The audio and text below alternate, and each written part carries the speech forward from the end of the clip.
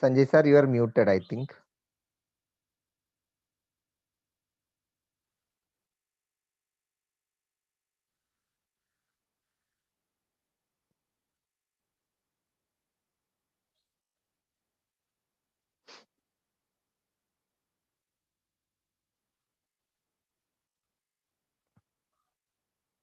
Sir, can you unmute yourself? You are muted. I'll do that. I'll mute myself. Unmute myself. We can mute. Yeah.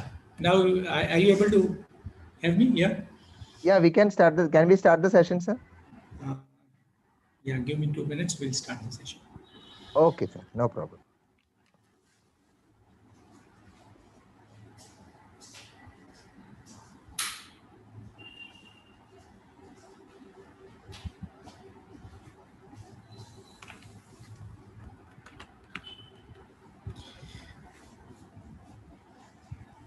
Yeah, so is it better? Yeah, it is better, sir. Good. Okay. So we begin? Yeah, sir, just a moment, sir. Okay.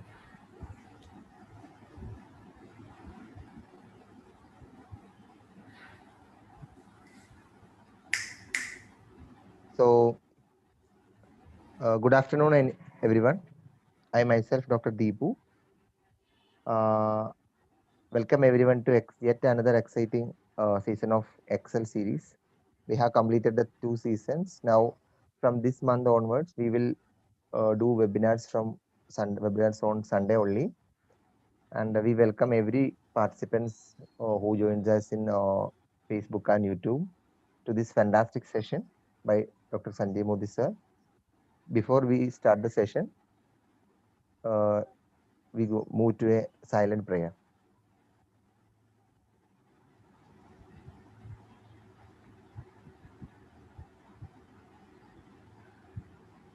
Thank you. So, to give homage to our late Master Dr. Hahnemann and to introduce the faculty, I welcome Dr. Rajeshri from Piravan chapter to introduce her. You can go, Rajeshri. Thank you, Dr. Deepu. Let me introduce the faculty for today, Dr. Sanjay Modi. He's the author of Organ of Medicine Simplified 1987 and Accurate Homeopathy 2004 and conferred Doctor of Science by the I.O.U. for Complementary Medicines. He worked as a lecturer and honorary at SMT.C.M.P.Homoeopathic Medical College, Mumbai. Ex-lecturer for Bombay Adult Education, an award of appreciation by IEM Academy, Malaysia, and he's a guest lecturer in international seminars and guest lecturer in homeopathic medical colleges and hospitals in India. Is an undergraduate examiner at Mumbai University also, and he's the mentor for courses at Aphorism. And having 13 years of experience in practicing homeopathy and has cured many patients purely with classical homeopathy. And he has delivered various seminars and lectures at national and international levels. And he's known for his quick style for treating difficult advanced diseases with homeopathic medicines. Okay, I welcome you, sir, in behalf of IIM and hoping for a wonderful session and looking forward to it, sir. Definitely. So we begin? Yes, sir. Sure. Yeah, thank you, Deepu, and thank you, IHMA, for giving me this opportunity to present my thought processes to you. And today's topic, accurate totality for pathological case. Pathological cases basically present difficulties and challenges not only to beginners but even to senior practitioners. And the challenge is not only to prove that homeopathy works in such type of cases, but pathological cases also challenge a physician's attitude, beliefs, and understanding about the homeopathic system, provided one is willing to learn by being what Hahnemann says, an unprejudiced observer. So in the journey of homeopathic practice, I have been there for the last 35 years, And there has been a lot of learning that has got generated in me. And this is what I'm going to share with you today about how to be a good homeopathic practitioner to deal with, fast, quick, rapid is what Hahnemann talks of. I always stress that Hahnemann has said in second aphorism that cure has to be rapid. And for me, as compared to the others in the field, everybody talks of that homeopathy is gentle and permanent. I always feel that more than gentle and permanent, homeopathy is more rapid, and it is not been, talked often. So, you know, in a pathological case, what is important? If you have to give a rapid cure, what happens is it all depends on what is the type of totality that you built up. And an accurate totality will give you quick, faster results. Now, I will, begin my lecture today with a small story, which happened around in a house, setup where a child was, wanting to play with the father. And the father, on a Sunday afternoon, just like the time that we are here, was wanting to have a nap. And you know how a Sunday afternoon sleep is, how peaceful it is and how relaxing it is. Deepu is not going to let me sleep today, So that child also was being disturbed by the father. The father also was disturbed by the child, time in and again, he wanted him to play. Now the father got a little irritated, and what happened was every time he would go to sleep, the child would come and wake up his father.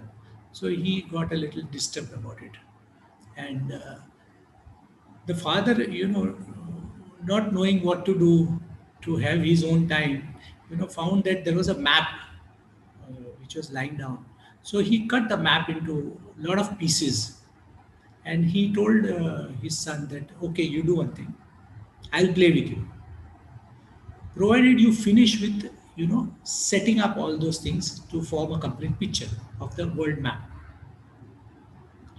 Now, giving that particular thing, the father went back to sleep saying it's going to be a rest for at least 3 to 4 hours now. The child is not going to come back. Sir, can you unmute oneself, sir? One more time, sir. Okay. Okay, go on, sir. Yeah, so okay. So, the fathers thought that it's going to be a restful period now for at least 2 to 3 hours. But to his surprise and irritation also, what happened was the child in 10 minutes came back again and he said, Papa, come, let's play. He says, what I told you? I told you now that you finish that particular thing now. So unless you finish it off, we are not going to play. So he says, I have finished it off. The father was a little amazed and confused also. That how could he do it in so fast span of time? So, he went and checked. He said, okay, let me check that particular thing out. And he found that the world map was absolutely in, everything was in position. So the father was taken aback. And he said that, how did you manage to do that? So the child said that it was very simple. And children are basically very innocent, we are humans and we actually understand that they are very innocent, and they find quick ways to work around. There is a very common saying which says, I was born intelligent, but education destroyed me. And that is the thing which is happening around in today's homeopathic world also. So, the child said that, oh, it was very easy and very simple. No, how it is? It's so difficult. How could you make it so simple? No, it was very simple. So the father said, okay, so what did you do? He says on the backside was, a photo of a man. So I just joined those photos and the world set right. So that's the moral of the story. You set the person right, the world will set right. The totality is that person. When you set it right, in an individual, everything will set itself right. So we come to the totality of symptoms. And I say it's a puzzle. Now, why I am saying it's a puzzle, or what is the reason for me to state that, is what we are going to study around. I don't know whether you agree with this particular statement or not, but I still feel that the totality of symptoms is a puzzle. Now, this is aphorism number 7. Hahnemann says that now, as in a disease, we can perceive nothing but the morbid symptoms. And moreover, the totality of this, its symptoms of this outwardly reflected picture of the internal essence of the disease. I know you have read this a number of times, you have given exams to all those things also, but bear with me, be with me for some time, okay? I assure you it's not going to be that boring. So, must be the principle or the sole means whereby the disease can make known what remedy it requires.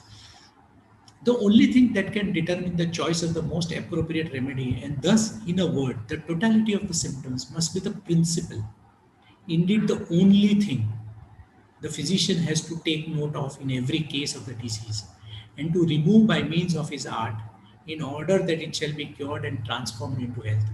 Hahnemann here gives a very clear understanding that totality of symptoms is the principle or the sole means by which the physician comes to know what disease he has to treat. And Hahnemann goes to state around that the totality of symptoms is the principal only thing that the physician has to take note of in every case of the disease. So first of all, totality is principally, the only thing that reflects the internal disease. And second thing is physician has to take note of only the totality of symptoms in every case of the disease to remove it. Aphorism number 104 states that when the totality of symptoms that specially mark and distinguish the case of the disease, or in other words, when the picture of the disease, whatever be its kind, is accurately sketched, the most difficult part of the task is accomplished. The physician has then the picture of the disease, especially if it be a chronic one, always before him to guide him in his treatment. He can investigate it in all its parts and can pick out the characteristic symptoms. So again here, Hahnemann says that totality of symptoms, once if it has been formed, then the most difficult task has been accomplished. So forming the totality of symptoms is, according to Hahnemann, the most difficult part of the task of arriving to a remedy. And he says that if it is ready with him, he can, it will guide him for further treatments. In aphorism 15, Hahnemann says that the affection of morbidly deranged spirit-like dynamis that animates our body in the invisible interior, and the totality of the outwardly cognizable symptoms produced by it in the organism, and representing the existing malady, constitutes a whole. They are one and the same. The organism is indeed the material instrument of the life, but it is not conceivable without the animation imparted to it by the instinctively perceiving vital force.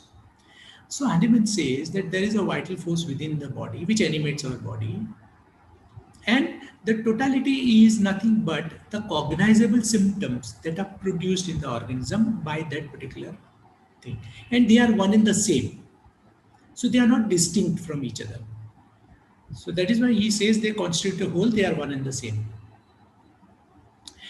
Now in aphorism number 70, he concludes that from what has been already adduced, we cannot fail to draw the following inferences. So from what we had talked around, we can draw the inferences that everything of a really morbid character and what ought to be cured that the physician can discover in diseases consists solely of the sufferings of the patient and the sensible alterations in his health, in a word, solely of the totality of symptoms, by means of which the disease demands the medicine requisites for its relief. Whilst on the other hand, every internal cause attributed to it, every occult quality or imaginary material morbific principle is nothing but an ideal dream. It is very important to understand this particular point. When Hahnemann says that the disease in a healthy individual is nothing but the disturbance of the internal vital force, which gets reflected outside through the totality of symptoms. That's the suffering of the patient, and they are nothing but the totality of symptoms. And he says that there is nothing else, that can be not known from the external, which is happening inside. That's what is the whole part of it. Every internal cause attributed to it, every occult quality or imaginary material morbification is nothing but an ideal dream. So he says, don't go on searching within, because everything that is then on the surface is sufficient enough for us to, treat individuals.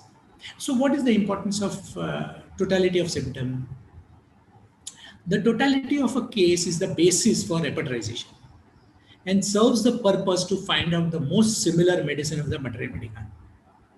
So totality helps us in guiding the medicine that is required by the patient.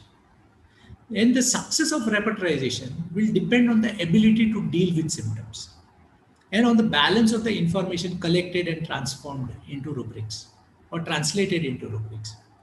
So, the ability to take up this symptom, convert it into a rubric in a repertorial form, and from there, reach out to the remedy is what will decide how you have understood the case. So that is why totality of symptoms is important. So we look through, one part of it, that what is totality of symptom, then how it is, a primary thing that needs to be worked around, and then why is it important for a homeopathic physician, right? So we go ahead with this particular thing. So in aphorism number 18, Hahnemann says that from this indubitable truth, that besides the totality of symptoms with accompanying modalities, nothing can be by any means discovered in diseases.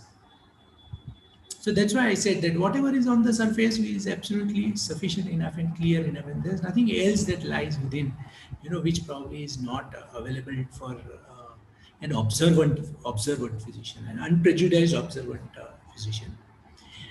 Wherewith they could express their need of aid, it follows undeniably that the sum of all the symptoms and the conditions in every individual case of the disease must be the sole indication, the sole guide to direct us in the choice of the remedy.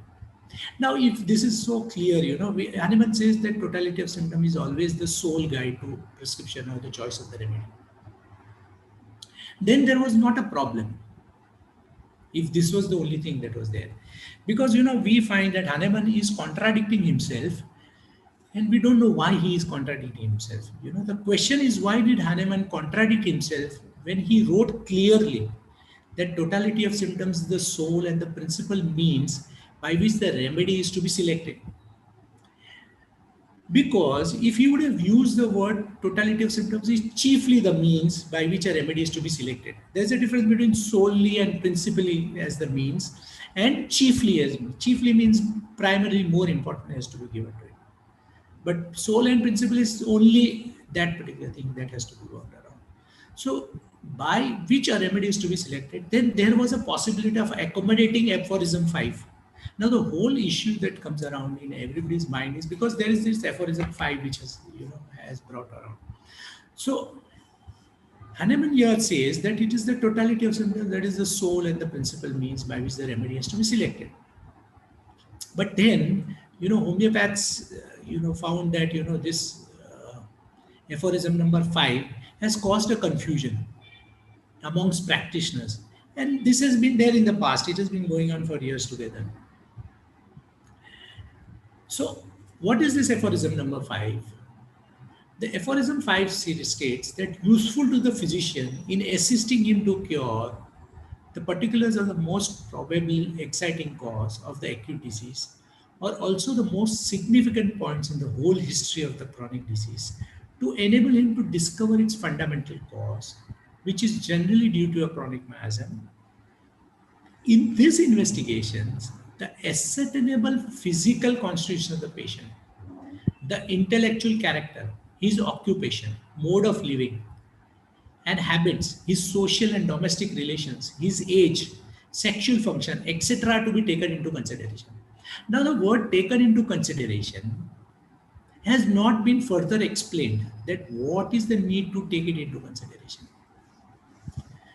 Now, I have clearly sorted out this issue. If you probably, we'll see in a later part of my, talk, where I said I have written a book, Accurate Homeopathy, and I have from my perspective solved out this issue of what Aphorism 5 that is causing problems in the minds of most of the homeopathic physicians. So what happens is we are into a catch-22 situation. I don't know whether you are familiar with a catch-22 situation or not. But for those who are, attending my lecture today and they are not familiar, let's understand.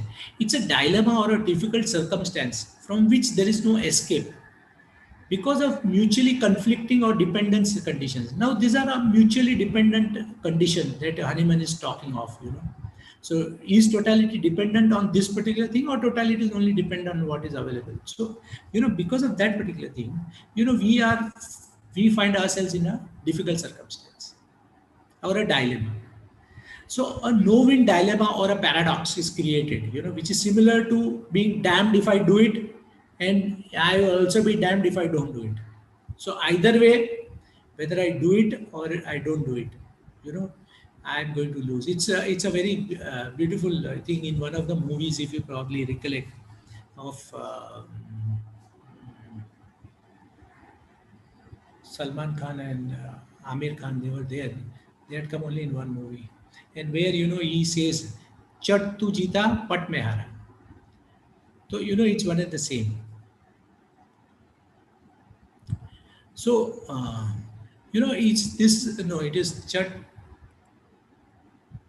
pat tu jeeta, uh, chat tu hara. So there's a beautiful dialogue.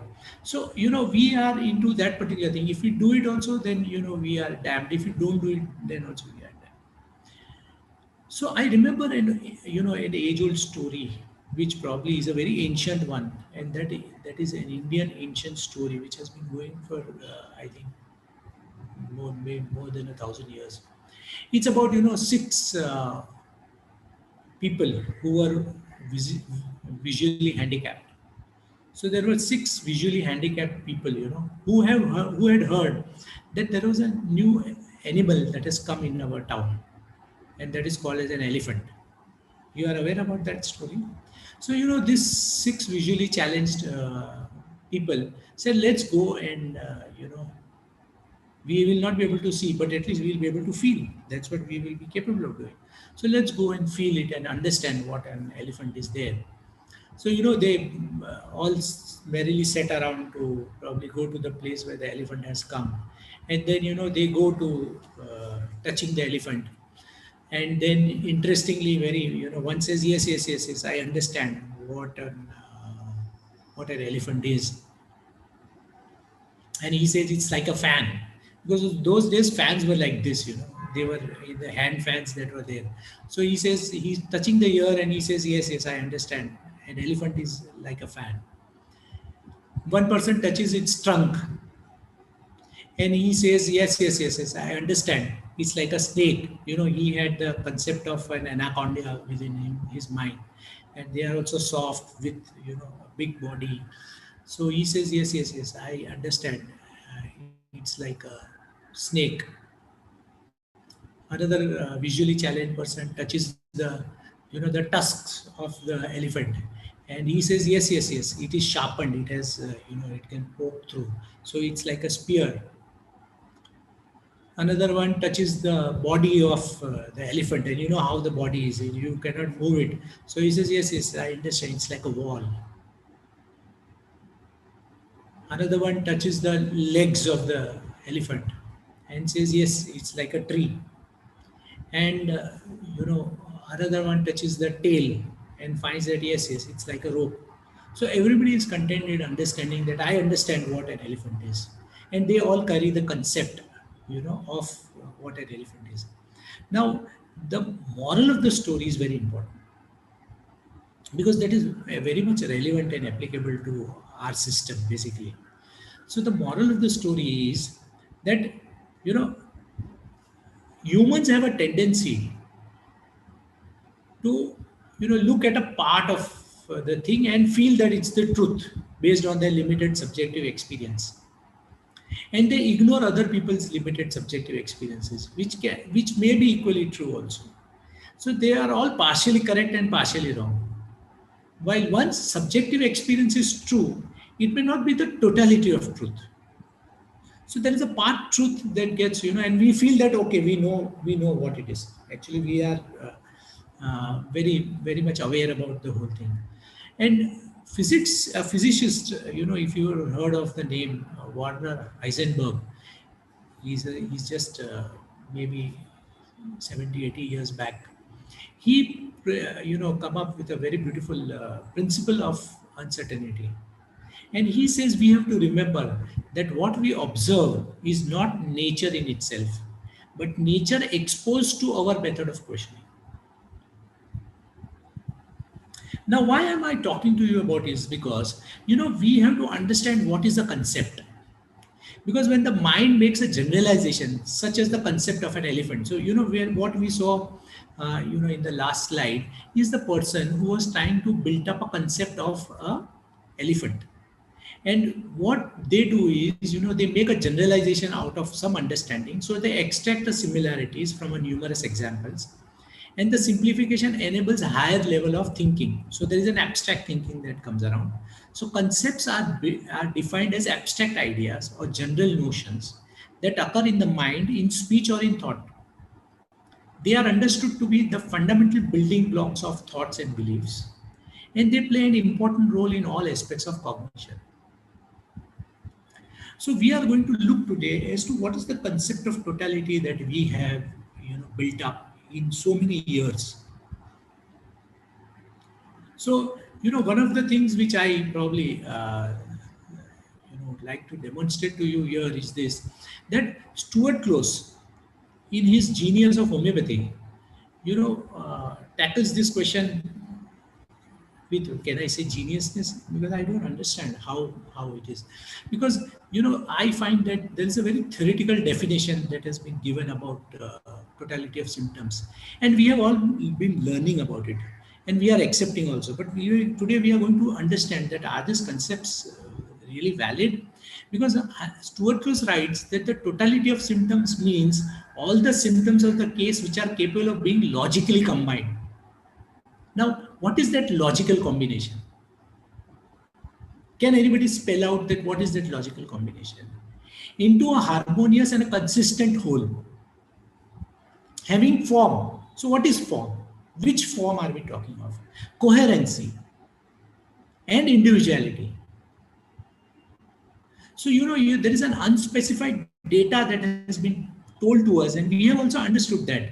Now, technically, the totality is more and maybe less than the mere numerical totality of the symptoms. It includes the concomitants or form in which the symptoms are grouped, and the totality must express an idea. What idea are we talking of? So, this is the concept that has been given to us, because totality is not, therefore, a mere haphazard, fortuitous jumble of symptoms thrown together without rhyme or reason. So, what is that rhyme or reason? So can anybody spell out that rhyme and reason that, Stuart Close is talking about?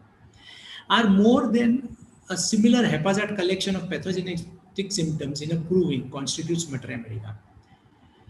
Close went on to describe the totality of symptom picture of the disease, in fact borrowing that term from Hahnemann, Das Bild der Krankheit, a composition created by the harmonious combination of its elements into a whole.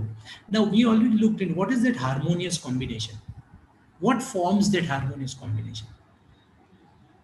The picture of the disease painted by its collected symptoms needs, for our purpose, not only the internal coherency of a composition, but also the individuality of the portrait.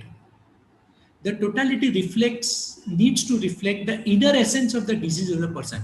What is the inner essence that gets reflected of the person, with the detail necessary to distinguish this individual case of the disease from others of similar nature?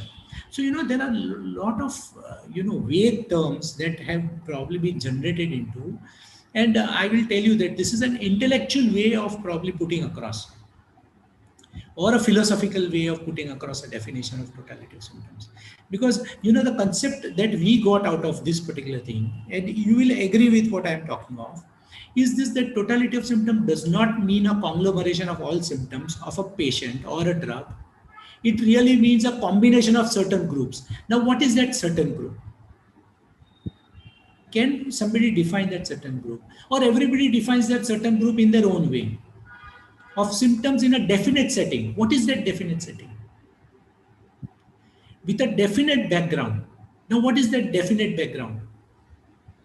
And certain, what individualizing characteristics? What are those certain individualizing characteristics set appropriately on a symptom complex, so that it can point to a drug having similar peculiar symptom complex? I hope you understand what we are trying to reach to or derive to. Because unless we sort out these issues, the confusion and conflict is going to remain. It is not going to solve out.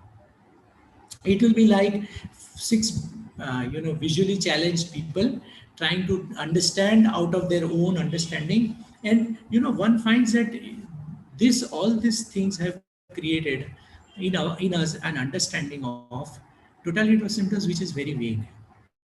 We cannot clearly define on that particular thing. That's why I said totality of symptoms is a puzzle. Because totality of symptoms has been said to be quantitative or numerical TOS, and qualitative, that is totality of characteristic symptoms. The numerical totality is not so important as the totality of characteristic symptoms for the selection of symptoms. This is what has been conveyed to us. When I was also a student, I also conveyed the same thing.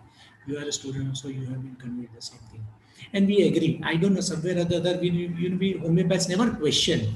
We feel that, okay, yaar, baki sab to samajh rahe na, everybody else is understanding. Only I am not understanding. So, the jargon, there has been a very intellectual jargon that Stuart Close has, built up around totality of symptoms.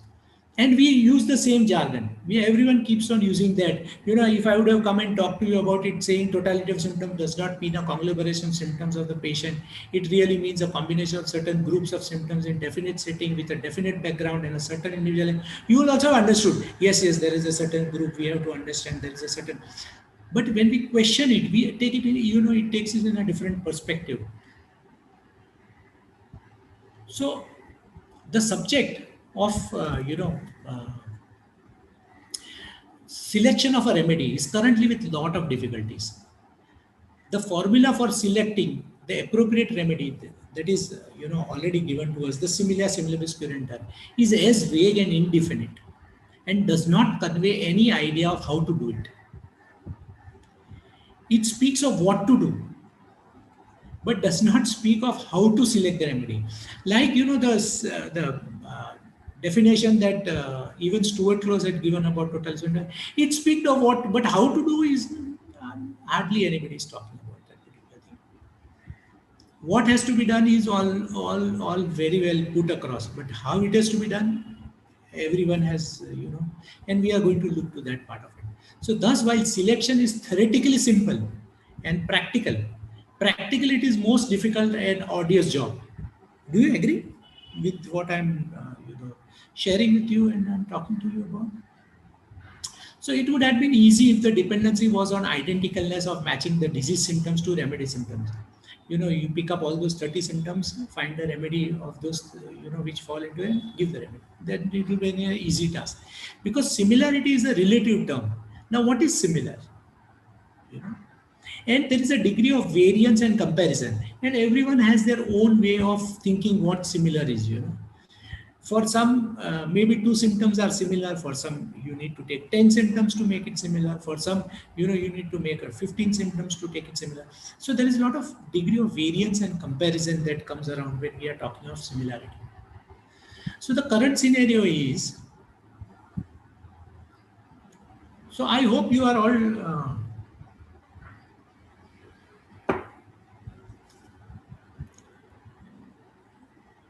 good morning, awake and alive. Yes, sir. I think the Yeah. participants are listening. Yeah, They yeah, will yeah. if Okay, okay. having anything, Because you can you put know, in the chat. that's why you're on a webinar. It's a very tricky situation to understand. Whom are we talking to and whom are You can here open to the chat listen box, to. sir. You No, can no. open. I at this juncture, let's go by the flow of the thing that is coming around. So I'm just trying to, Yes, sir. I got it. yeah, yeah, good, alert, and alive. So.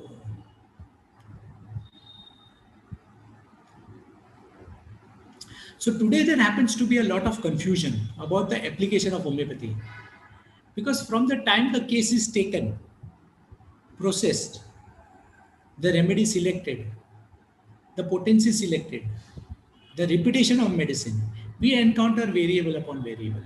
I consider homeopathy as a, what is that race, steeplechase race. You have heard about steeplechase race. Where there are a lot of hurdles we have to keep on passing by. So first, it starts with taking a case. That's the first hurdle. Then we, are taken to the next hurdle of processing a case. Then the remedy selection comes up. Then the potency selection comes up. Then the repetition of medicines. So we keep on encountering variables after variables. And actually, there are no, if you would have seen from what I've talked to you initially, there are no uniform guidelines for any of these steps so as to ensure uniform output. Hence, every practitioner finds himself lost in a maze in which he constructs his own game. So it's my own maze and it's my own road which I found out of, and then I say, okay, that's the best, uh, than anybody else. So, we are in a what I again told to you about a catch-22 situation where we are told to do what is to be done, but we don't know how it is to be done, and that is why we all create our own rules.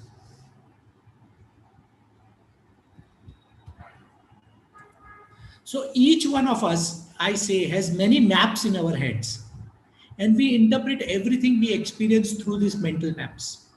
So the concepts that we looked around, are the maps that we carry around. So we carry a map of what is a elephant, what is a totality of symptoms, what is a individualization, what is a constitutional remedy, and we seldom question their accuracy. The problem with me is, we seldom question their accuracy.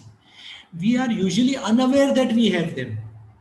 Like as I told you, if I would have read the definition of what Stuart Close has written, you would have agreed because you would not have, you don't want to check on that particular thing. So we are already unaware that we have. We simply assume that the way we see things is the way they really are or the way they should be. And our attitudes and behavior grow out of these assumptions. That is why I said in the initial part of it that it's a pathological case that's going to challenge a homeopath's attitude and a behavior. The way we see things is the source of the way we think and the way we act. So, based on our thinking, our understanding, we start acting on that particular grounds. And most of the times we are acting because the rest of them are acting. It's like that. We don't like I'll talk about a short story, which I remembered. And it is very relevant to homeopathic field. What happened was that there was a journalist. Allowed today nowadays there are a lot of fights about the journalism that is going around. So there was a journalist who went to heaven and he knocked on the door. So there, the person opened the door and they said, "Sorry, there is no vacancy and place for you." So he says, "Why?" So he said, "Oh, you don't know, we are already full of our quota of journalists. We already have around, let's say, 50 people of journalists in our heaven. So now you have to go to hell." So he says he was requesting the person. You know how journalists are. There is a it's not a joke, but there is some videos which go around that a journalist would be, if a person is in a what they call daldal, he'll go and ask him also how you are feeling. So the journalist never gave up. He says, I would like to be there in the heaven. So he says, but I'm sorry, we cannot allow you to be in heaven. So he says, no, but I would like to be in heaven. So he was arguing a lot. So, the gatekeeper went to God and said, there is one journalist who is not budging. He says, I want to come in heaven, whatever you do. So what do we do? So they also didn't want to break their head. So they said, okay, we will allow you only on one condition, that you have 6 days to convince one person to go down. And if you can convince one person down, then we will be again 50. You can be there in the heaven. So, he says, okay, give me 6 days. So first day he went there, and then, he started with a story. He says, I have been to hell, and then, I find that there is a main chief editor place that is vacant in heaven, in hell, and anyone who wants to probably, apply can go and apply. So, the first 2 3 days nobody gave attention to him, but since he was repeatedly talking about it day in and day out, on the fifth day, some journalists thought, yeah, there might be a post of editor vacant. What am I doing here? I'm not doing anything. Let me go and take that editor's post there. So, one by one, they found that all the 49 50 people went off. So on the sixth day, the journalist, he was also wanting to go out of the heaven. So they said, no, we cannot allow you. Now we don't have any journalist. You are the only journalist available here. So we will not allow you.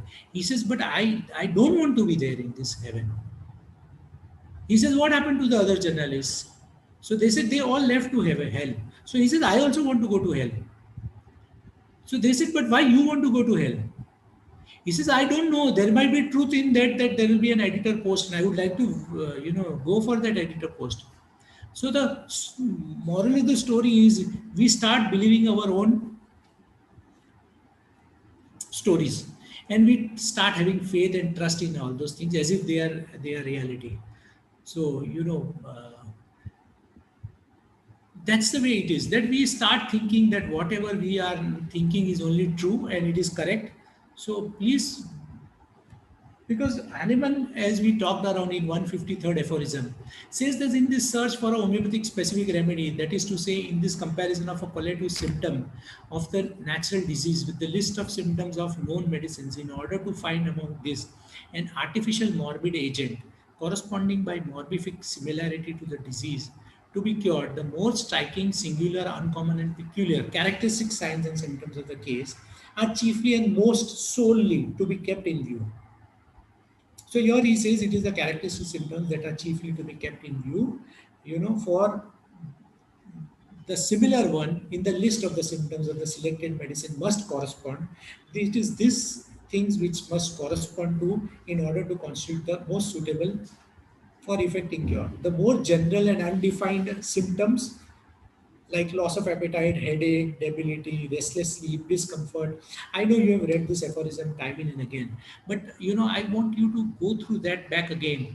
When of that vague and indefinite character, if they cannot be more accurately described as symptoms of such a general nature are observed, so they are of no use. So the more general and these things, when of vague and is, they are of almost no use to a physician.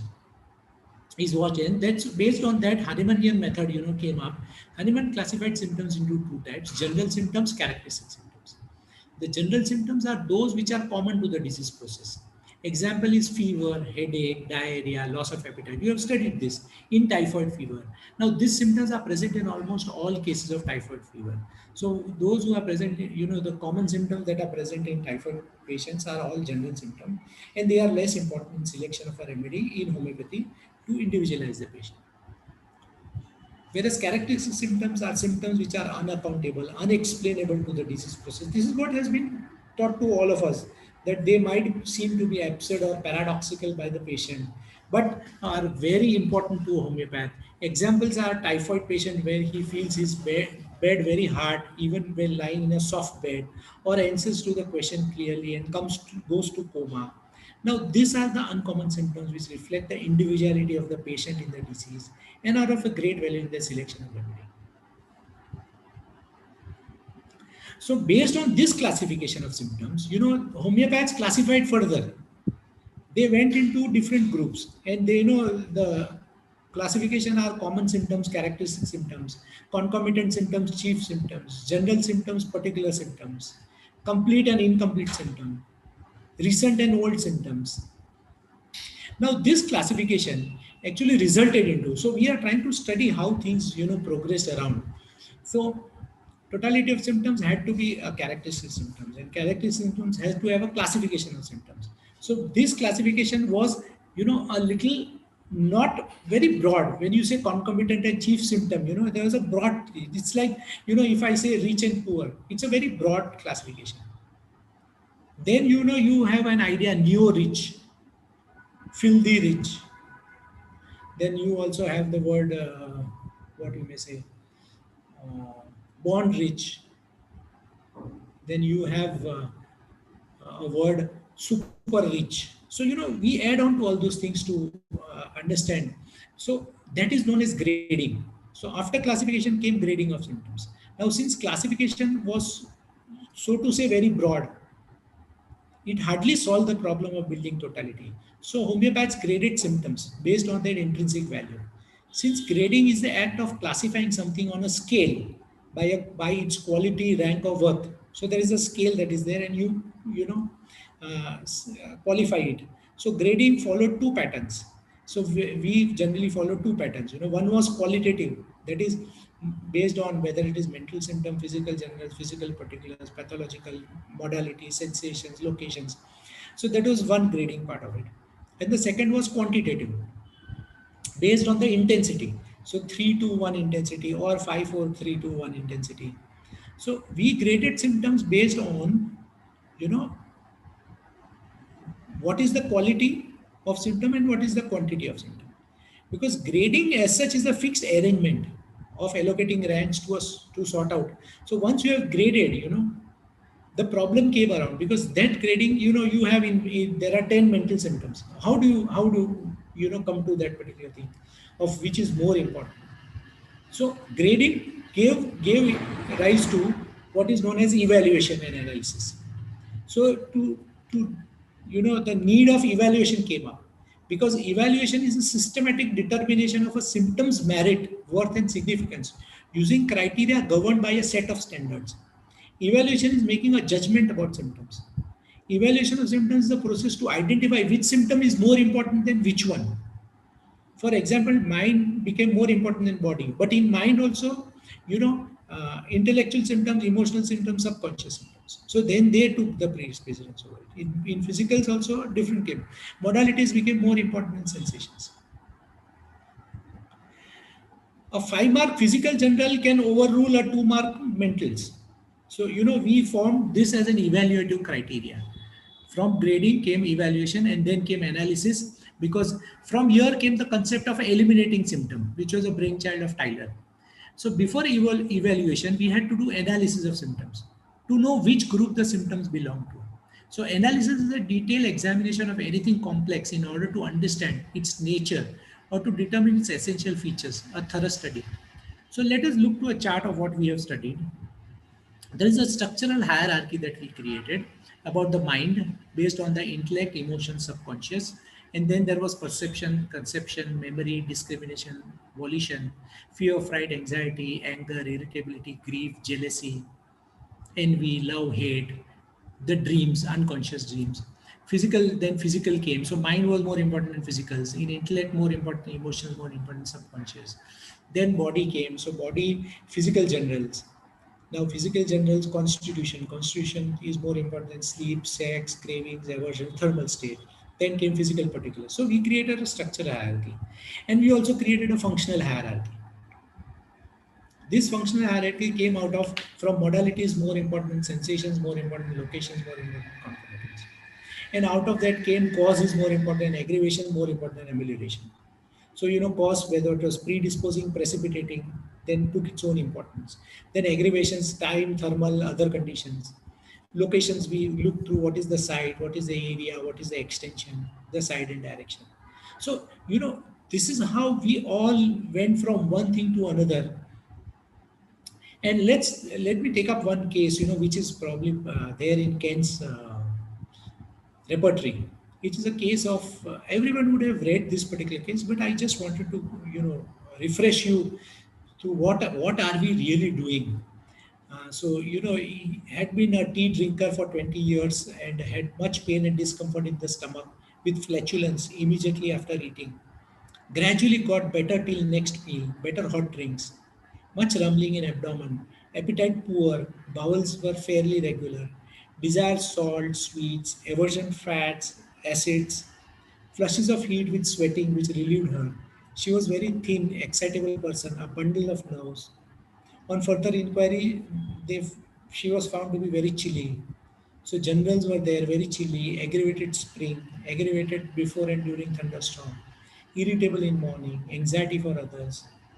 So you have particulars, you have physical generals, you have mentals.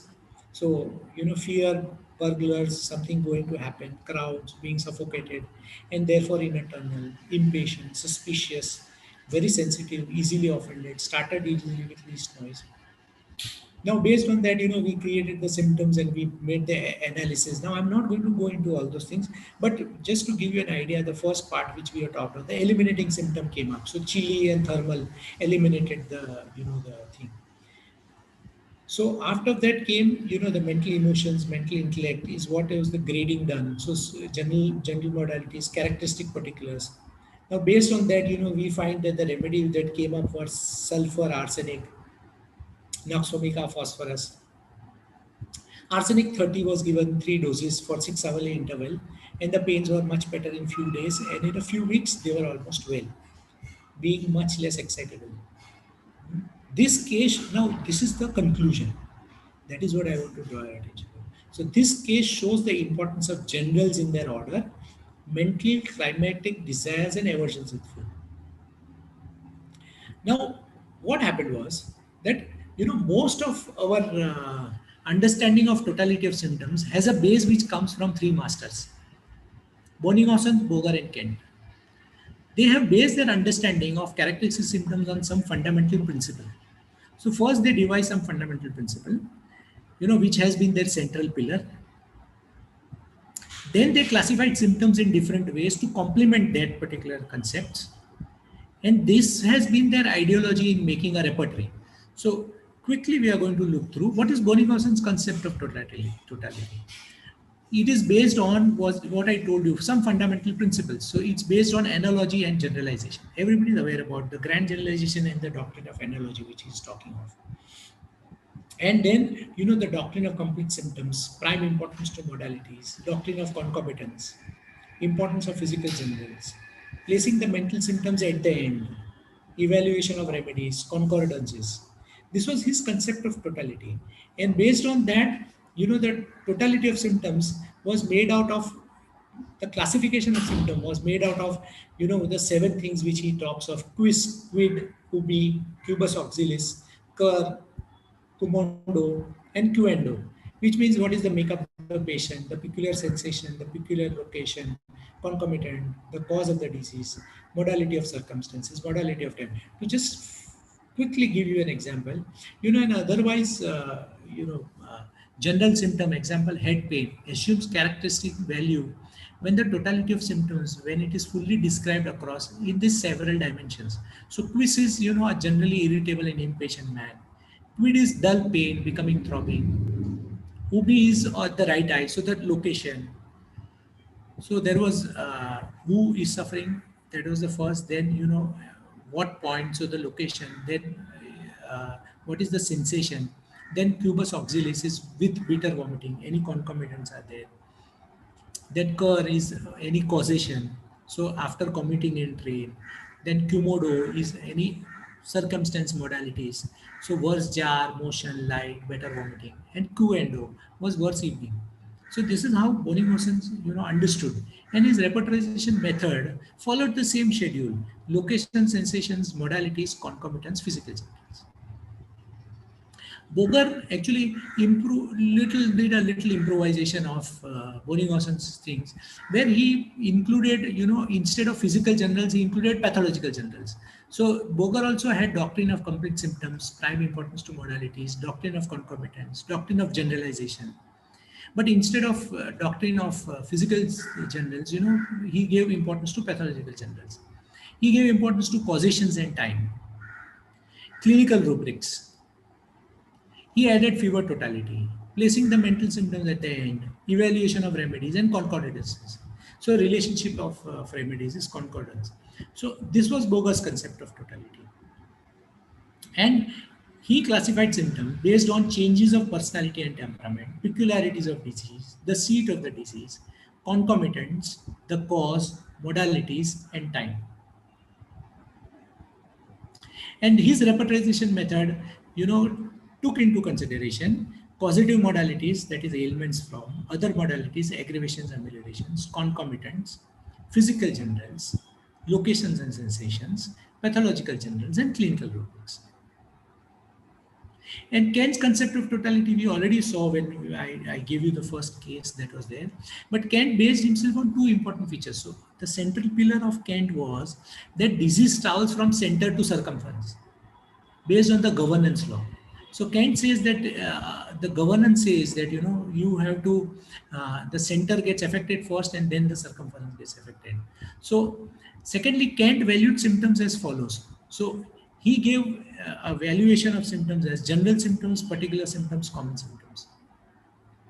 Now Kant's TOS said that it is strange, rare and peculiar symptoms and that may occur among mental generals. So we have mind, physical generals and physical particulars.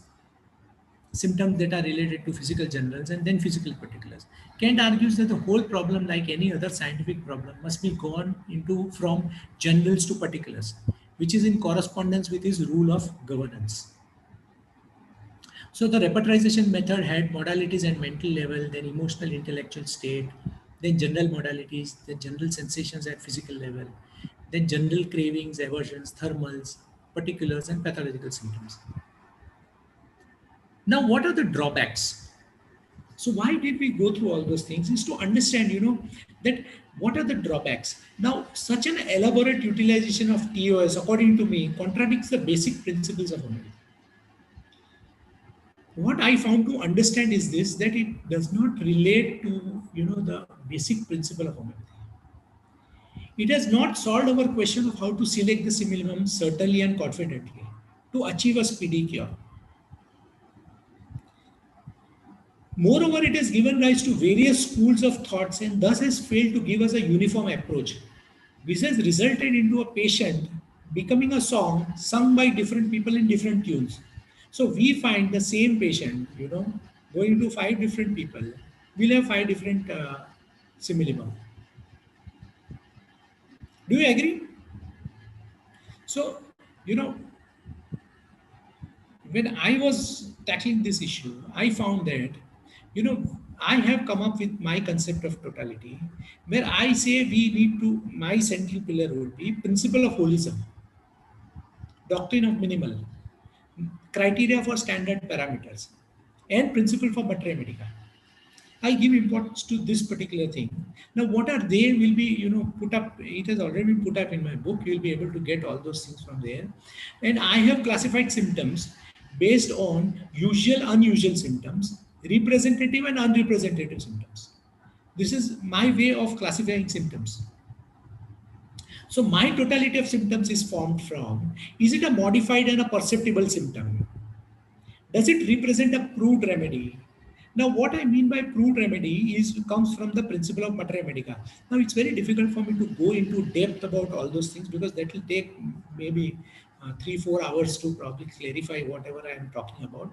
But just to give a rough understanding of it, that, there are proved symptoms, there are clinical symptoms, there are conjectural symptoms that have entered into our materia medica nowadays. And I feel that Hahnemann has said that, all our materia medica has to be materia medica pura. Now, what is materia medica pura? Is that only those symptoms that have been proved in a healthy human being, has to have entry in our materia medica. So I give importance to, from my perspective, conjectural symptoms are of no use. Clinical symptoms are also of no use. It's only have to be proved symptoms. And they have to be distinctive, definitive, and deterministic, which I have put up, in my book, Accurate Homeopathy. And, you know, uh, my email ID is at thehealingtao@gmail.com. If there are any questions and queries, we can address that particular thing. Now, to refer to some reviews that are there about the book, it says, I feel enlightened and have reached a deeper awareness of various philosophical and clinical aspects, some new to me, some reinforcing my experience, and some nudging me into deeper thoughts into the art and science of homeopathic practice. So H. Pathy's Design says that this book, after reading, has brought on a deeper awareness into certain various aspects of homeopathy. Homeoclinical recorder, case recorder says that I must confess that in my 70 years of life and more than 40 years of homeopathic reading and practice, I have never come across such a book. I am grateful for the many new ideas that I have imbibed.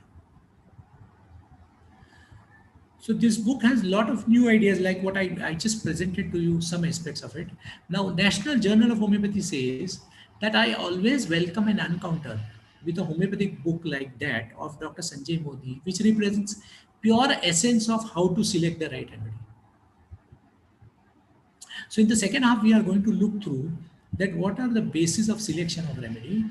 Homeolinks, one of the other reputed journal, international journal, says that Dr. Modi's map works superbly when it comes to those aspects in homeopathy which cause no end of confusion in the minds of current practitioners and students. Anyone who dares to know and likes to have his own homeopathic prejudices challenged should read this book. It will undoubtedly set on the right path all who sincerely want to gain clarity in homeopathy. So I invite you that if you are interested in probably having a clarity about homeopathy, you need to read this book. Homeolinks writes that the intention and the hope of the book is to study homeopathy in such a fashion that may fill up some of the gaps in our thinking. So there are a lot of gaps I feel which are there in the thought processes of homeopathic practitioner, and it yields us a fairly clear outline to guide our future work. The author sets out to provide the right map to find our way through what has become in recent times a maze of the genuine principles and practice of homeopathy. I always would, I always say, maintain that we have moved out from the principles and practice, genuine principles and practice of homeopathy. And what are they is what has been put into that. Now, to end up the first half of it, there's a beautiful statement that has been talked around by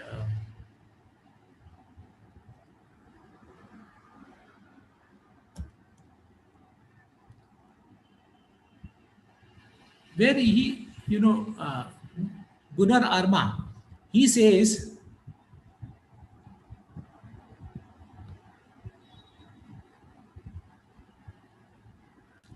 what we have to prove to others has little value, no matter whom we should prove it to. Valuable is that what we can prove to ourselves.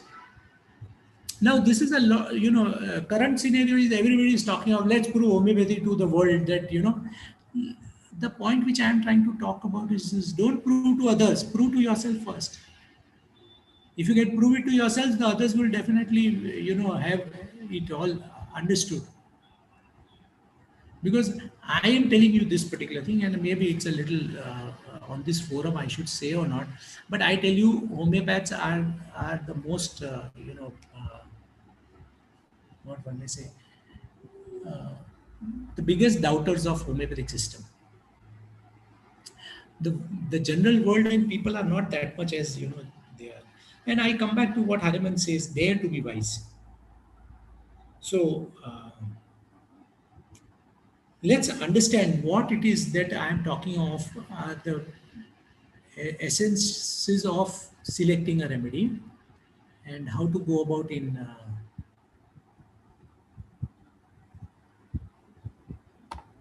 so I'll take up the first case. Sir, what you wanted to know, do, sir? I'll take up the case. I want to go out of that particular thing. Okay, okay, okay. You just stop the screen sharing first, sir. Yeah, I'll do that. Okay, I'll have to do that. Then do. Then go back again to, okay. Then go back then and then again share the screen after opening the presentation. So I'll take up one case.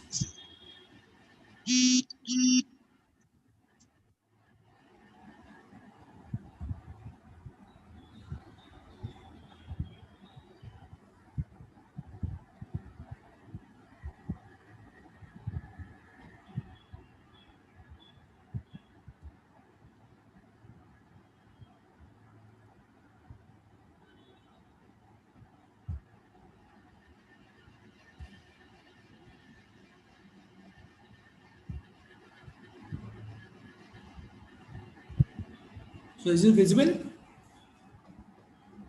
Hello? Hello? Yes, sir, it is visible. Yeah, okay.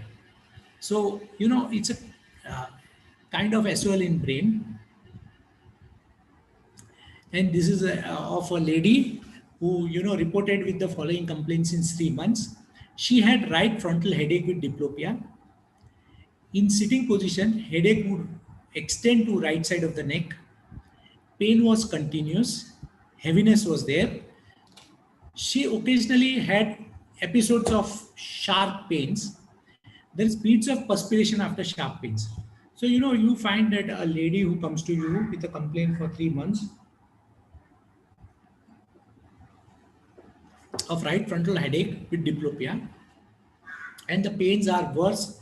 There is a dull pain, but sometimes there are sharp pains which come around with beads of perspiration. She also had convergent squint of the right eye, which was followed by convergent squint of the left eye. Generals were, she was a hot patient. There was craving for cold drinks. Now the case has been taken in detail, but I am generally only presenting what has been of some use or value to that particular case. History of lot of stress, husband's illness, fear whether he will survive or not. Husband's illness lasted over a period of 8 months to 10 months. And after husband's recovery, patient presented with the above symptom. So, the patient's husband had met with an illness, and he was, fighting between life and death. And there was a very stressful period that she went through. And after that particular thing, when the husband recovered, she presented with this headache and all those things. Now, the case looks very easy and simple. Now, this was the MRI that was done before our treatment was started. So the MRI showed that there is a swelling at the paracellular region, and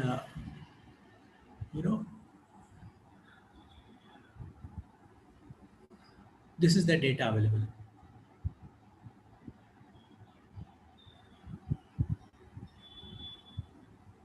Based on the feature, what are the remedies coming through?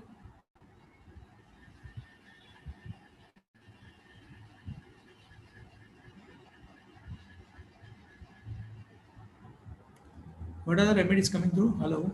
There is Cocculus coming up. Cocculus coming up. Very good. Syphilinum. Very good. Syphilinum. Okay. Yeah. So, Natrum sulf. Natrum sulf also. Okay. So that is what I am talking of. We have, based on our understanding, we have different remedies coming around. But if you probably look to the features, there was an ailment which happened after she was having a mental stress. Can anybody deny that there was this particular problem? She had diplopia with headache. She had diplopia. She had strabismus, and she had muscle paralysis. Because the eyes muscle paralysis were there, which resulted into a strabismus, and there was a diplopia. Now, what has been made to understand is this, that this is Because there is a strabismus, there is bound to be diplopia. And because there is paralysis, there is bound to be strabismus, which is going to lead to diplopia. Now, if we start looking from that perspective, that is what I was trying to talk to you about, that we have been given an understanding that anything that is pathological is not of a much relevance in that particular thing. But for me, these symptoms represent what I talked around, two things. That it is a modified and it is perceptible. Perceptible is I time and again tell, if I am able to see, you should be able to also see the same thing. And anybody else also should be able to see the same thing. I tell my students time and again that, whatever symptoms you see, I also have to see, and somebody else also has to see. Then only there will be a uniformity that will come around. Otherwise, there is not going to be any uniformity coming around. So, based on this particular thing, there were two remedies that came very close by on repetization, L.C.E.H and agaricus. Now, I always tell that the beauty of repetization is this, that a similar remedies have to come close by. It has not to have sepia, sulfur, lachesis, lycopodium. Then, it is not the right thing. Now, we find L.C.E.H and agaricus have a lot of similarities. Lots of similarities. Both have action on the brain, spinal cord, muscles, eyelids. Both have ailments from fright, excitement, sun. Both are ameliorated by motion. L.C.E.H by continued motion, agaricus by gentle slow motion. But both are ameliorated by motion. There is trembling, twitching of muscles are a strong indication in both L.C.E.H as well as agaricus. There is gradual onset, vertigo on walking, aversion to company, aversion to being touched. So you see how the whole thing is there. The disease has taken around 10-11 months to get set up, so there is a so slow onset of the problem. And, you find that here there is ailments from excitement. Now, both the remedies, L.C.E.H and agaricus, has a very similar presentation. But the mentals are totally different. They are poles apart. That is what is the beauty of, the distinction. That L.C.E.H has utter lack of courage. Anticipations of new ordeals brings diarrhea. Wants to be quiet. Desires for light.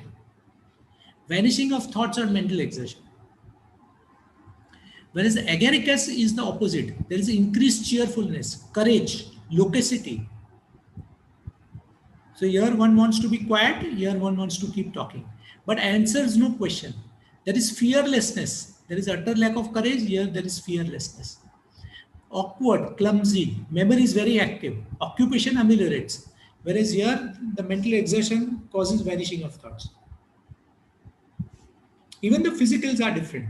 There is thirstlessness in L.C.E.H, dullness, dizziness, drowsiness, errors or visual effects, polyuria. And it is a very important point of L.C.E.H that out of this 5, there will be some symptoms which will be going around. Either there will be dullness, dizziness, drowsiness, eyes or visual effects, symptoms, polyuria. Whereas agaricus is thirsty all the time.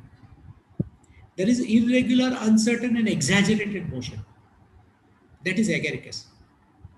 So if you probably study the Mater Medica, the remedy becomes clear between the two. Yes? The remedy is L.C.E.H. So I gave L.C.E.H 1 QDS. Patient is better. Headache has improved. Vision is improving. Squint is SQ. So I continued. And this was MRI after treatment. If you probably see the MRI before treatment, the swelling that is there, and you see MRI after treatment.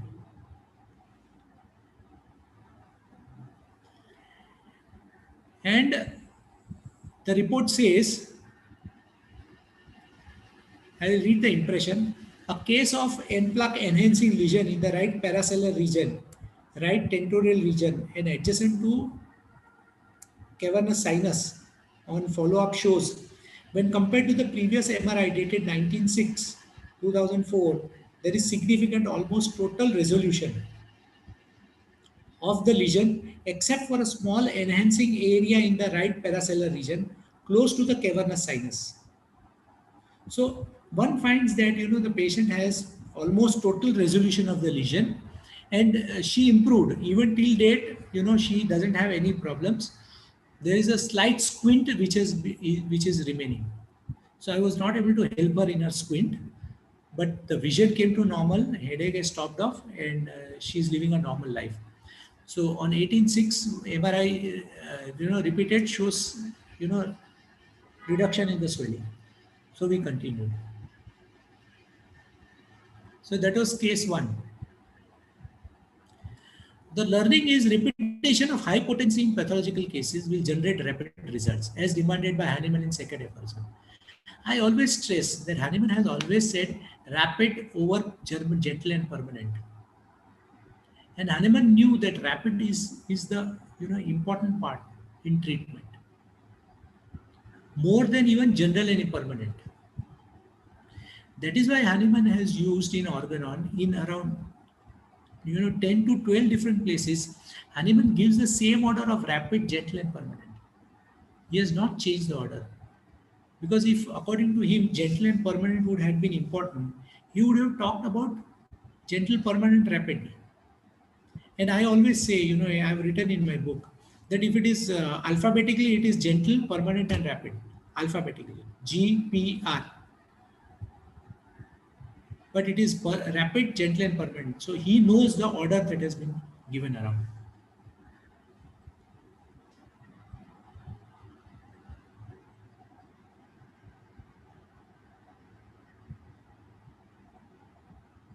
So if you have any questions, we'll address the question at the end of the. Okay, sir. Yeah. We can address the question at the end, sir. At the end, exactly. So at the end, we'll address the question. Okay.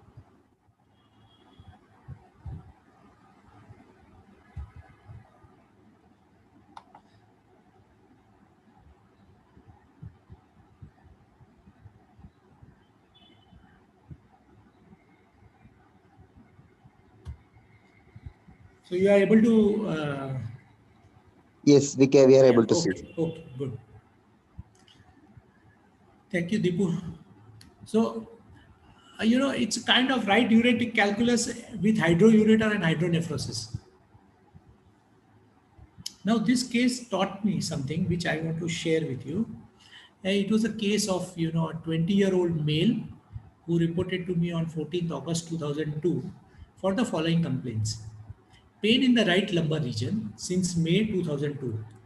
There was a colicky pain, vomiting prior to colicky pain. So patient presented with right lumbar pain, which was colicky, and there was vomiting. Pain was worse from exertion. He also complained of flatulence, sensation of distension of abdomen. He was on the following treatment: tablet flavoxoid once daily and tablet Lasix once daily. So you find a patient who complains of right-sided renal colic, and patient has been admitted in May and July for acute renal colic. So he has already been admitted twice with the same complaint. And he had been put on IV fluids, antispasmodics and diuretics. And the size of the stone in May was 6.3 and in July it was 6.2 mm. And it was treated with, allopathy at that May and July episodes. Patient came to us in August. So August is the time when the patient came. May, July he already had. Now this was the May report that is there, which shows, the 6.3 mm stone. If you could probably see this, it is 6.3 mm in size. That was July. May, sorry.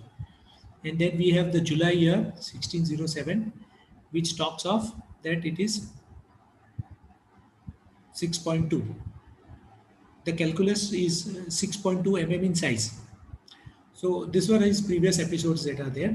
Now other features were sweats more, upper half of the body, staining yellow, thermally hot patient.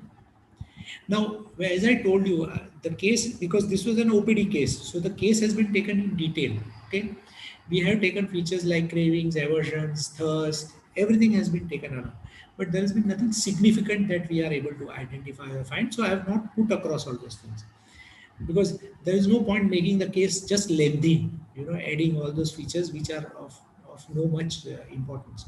So the life situation is studying in final year engineering, mild, gentle nature, becomes anxious before exam, is worried about his performance. So this was a very easy case. Yeah. And I also thought that this case I'll be able to solve like this. So what is the remedy? What is the remedy? Lycopodium is coming up. Any other remedy? Dear delegates, if you can please suggest some remedies. If you have remedies to suggest in mind, don't just suggest for the sake of suggesting remedies. Let's look to the features and think on what are the remedies that can come around. Sarsaparilla, Argentum nitricum. Sarsaparilla, Argentum nitricum. BB, I don't know what's that. It's Berberis vulgaris. BB Right? means Berberis vulgaris. Yeah. Naxomica. Naxomica. Yeah. Now the features, I always say that please look to the features of the case. Okay. So the features are, here, they are anxiety before exams. So there is an anxiety. There is a right-sided calculus problem, and this has been there, in the past also. There is gaseous distension of abdomen and hot patient. So I was too sure and clear that the remedy that would do the job would be lycopodium. So when you repertorize the case, you find lycopodium, argentum nitricum, gelsemium, pulsatilla, natrum sulf coming around. So I prescribed lycopodium confidently. And here we find the report that was on 14th of August when he came to me. He said he found again another stone. So, now it was a 5 mm stone. So here it is. The calculus measures 5 mm in size. So, he said that let's try homeopathic medicine because he already had the same complaints before. So USG on August 2002 says it's a 5 mm right ureteric calculus. So we started with lycopodium 30 TDS. Patient complains of that pain is better. So he was advised to stop Lasix and flavoxin. Continue. Patient says pain is better. So there were no acute episodes of that colic coming around. So, we continued the medicine. And we thought at the end of October, we thought that the patient has no complaints, so he has become better. So we asked him to do sonography. And on 410, I find that, the stone has increased in size. It has gone from 5 mm to 5.8 mm. Now I was too sure, I became too shocked. I said, what is this? Patient was to improve, patient is improving, patient is giving physical improvement. And here the stone size has increased to 5.8 mm. So what do? There are some remedy suggestions, sir. Oximum. Yeah. Osimum canum, yeah. Yeah.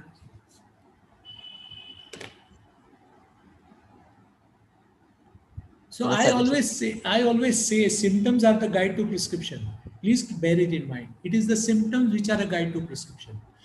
Hahnemann says don't make a favoritism out of remedies. We have a habit of making favoritism out of remedies.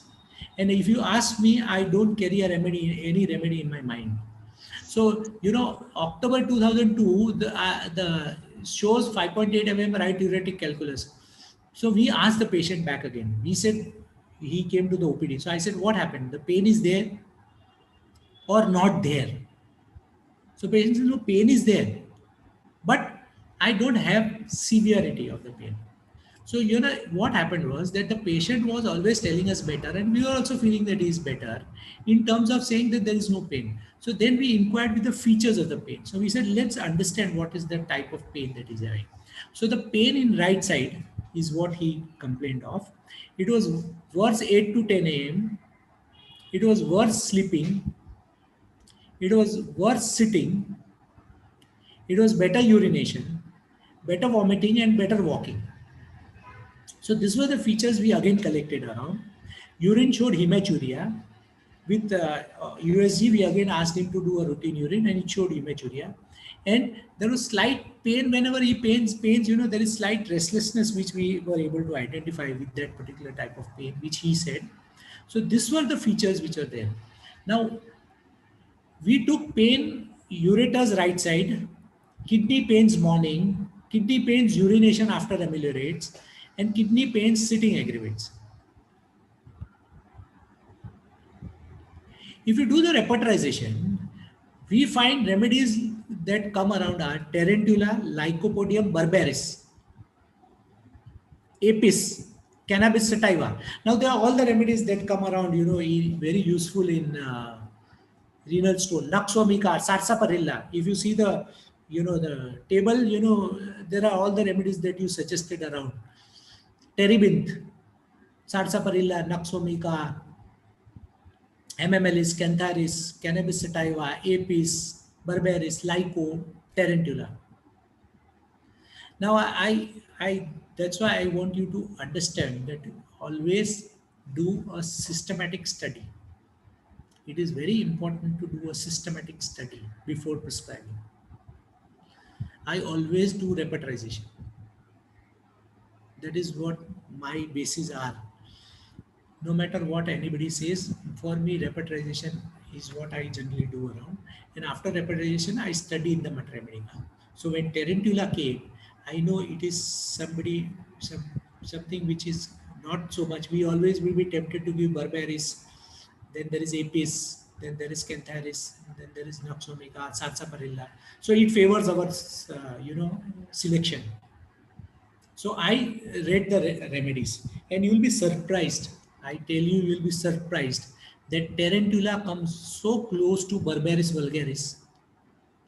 It comes so near to Barbaris vulgaris that I tell you that there are times where Barbaris vulgaris has not, worked, and probably it's Tarantula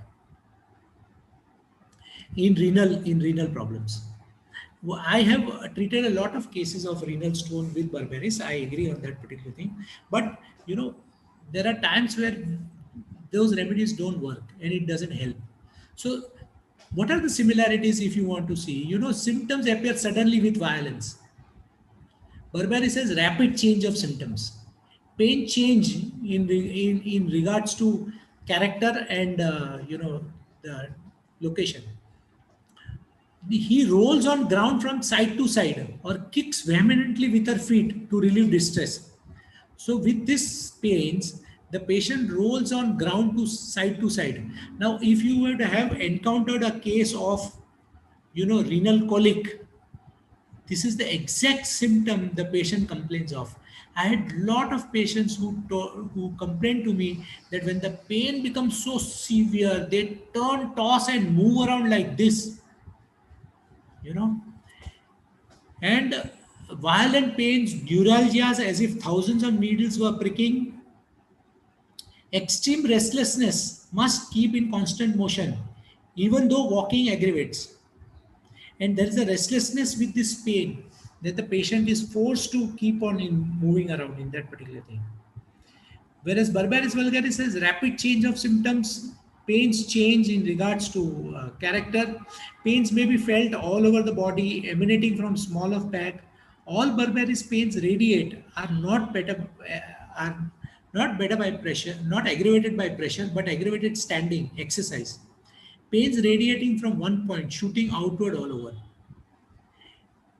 In the urinary indications of Tarantula, bladder tenesmus, cystitis with high fever, dances up and down, music ameliorates right-sided are the indicatory symptoms. Tendency to formation of calculi and lithemia. Patient is mentally and physically tired, not inclined to do anything, are the symptoms of Barbaris vulgaris. In urinary, renal pain with prostration, urination frequent, painful, aggravated night. Whereas Barbaris has renal colic which is worse left-sided. Now see, that was the distinction point which probably helped me, because Barbaris vulgaris is left-sided, the patient has a right-sided colic. And here tarantula is right-sided remedy. Pain in thighs and loins on urinating.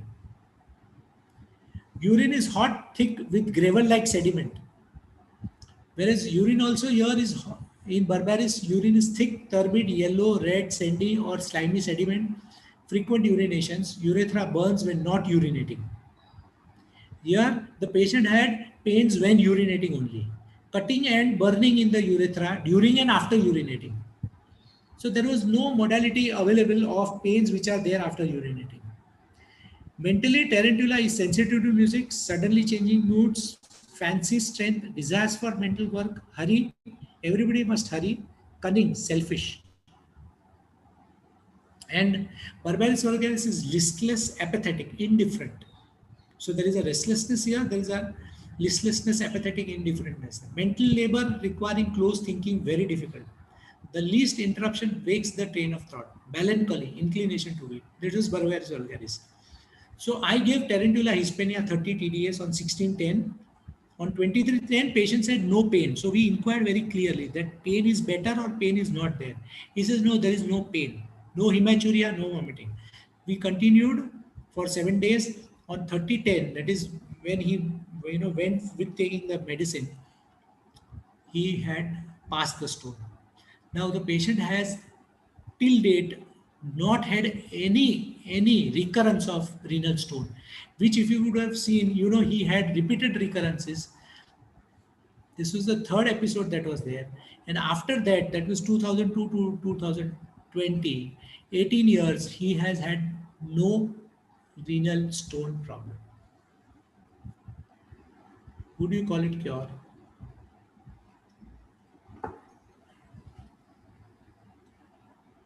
Excellent, sir, I think.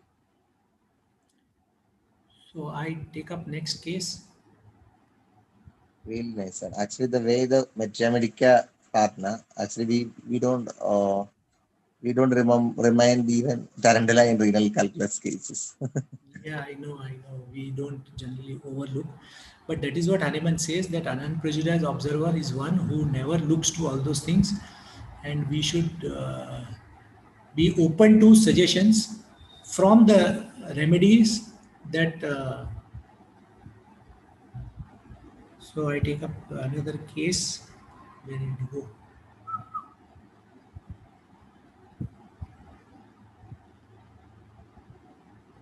Okay, I'll take this up. This is an interesting case. So this is a case of Hanoxhalin purpura. If you are aware about it.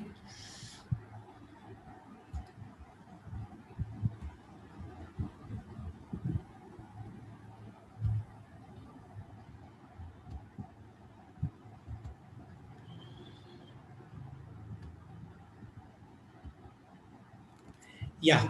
So are you able to see this? Hello. You want a break or we continue? Yes, sir.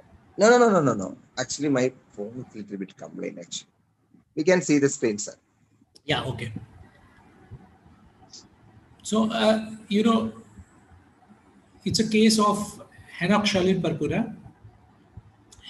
Mr. OSN, 3 years, 6 months. So he was 3 years, 6 months old, came with the following complaints of, and he had similar episodes, was admitted in hospital. So whatever complaint he came to me on 8th of Feb, he already had such similar episodes and he was already admitted to the hospital. Now, what are the symptoms that come around are very common symptoms. So he had GIT pain. So it was pain in stomach, which was there since 3 to 4 days. And it was worse after sleep. It was better being carried. And he had a poor appetite. There was vomiting. And it was especially water. And he vomited immediately after having water. So he also had skin problem and he had eruptions, which were like rashes, but they were reddish. And there was no itching. And I found that it was more on uncovered parts. And with that, there was swelling of the eyes, scrotum, legs. So there was edema So you have a case of a child who complains of pain in abdomen with vomiting, with rashes of radish eruptions, with edema, and I will show you, this is the report, if you are able to read it, I don't know, but this was of his admission. Admitted for the last 4 to 5 days, had rash with the ecchymotic swelling plus eyes, ankles, feet. So there was edema, vomiting yesterday. So started with vomiting. So this was the paper that of the discharge card that was there, that this patient has been admitted to the hospital for the last 4 to 5 days because of the complaint of rash, which was ecchymotic, swelling, which was of eyes, ankles, feet, vomiting, and pain. And he was similarly admitted for 3 more episodes. You know, so no past significant history. Are you able to read this? And on examination, this was the Little bit clear, sir. It's very clear, sir. hospital paper that was there. History examination suggestive of Henoch-Schulin purpura. So this was the doctor's paper. So Henoch-Schulin purpura, and he was on Lasix, cyclopam. They give for pain relief, Levodopa and crocin if fever was there. This was this prescription. This was the drug history he was having when he came to me. So milestones were, he had teething at 6 months, walking in 11 months, and talking was 2 years, 3 months. So there was a delayed talking that we find of a child who is 3 years, 6 months, and he had craving for fish, he had aversion to rice, ice creams, sweets, thirst less, sleep normal, stool normal, cold aggravated, required thick quilt for covering. So here you have generals of his cravings, aversions, and his thermal state, and his thirst too. Child was very playful when he came to me. He had no fears. So even in the first meeting, the mother gave that he does not. He mixes with children of his age, will share his toys with them, attached to mom because dad always out for work. So dad was a hotelier, and you know how hoteliers are. They come very late at night, and so because dad always out for work, though he will wait for the father before going to sleep, but father would come very late. So he's much attached to his mom, very cooperative during examination. As I told you, in examination, you are a very neat child, no complaints, no issues. Ask him to lie down, he'll lie down immediately. And I find that, the patient mother said that repeats the same words or sentences again and again. So we have a child who is complaining of pain in abdomen, who is complaining of vomiting of water immediately after, having it, craving for fish, aversion sweets, thirstless, chilly patient, no fears of strangers, mixes very well, cooperative, uh, talking delayed, 2 years. So, what is the remedy? Suggestions, dear doctors.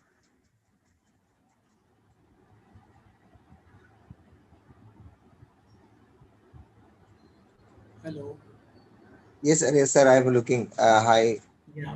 Okay. Hydrangea. I think it is for the last time. At least I think Yeah, it's for the hydrangea last was, time. yeah, correct, right. Singamet, acid sulf, phosphorus. Phosphorus, yes. Acid sulfs. Singamet. Singamet. Mm-hmm. Yes. Oh, What is Singamet? I don't know. Dr. Mukta and Dr. Nitin, can you just elaborate why Singamet?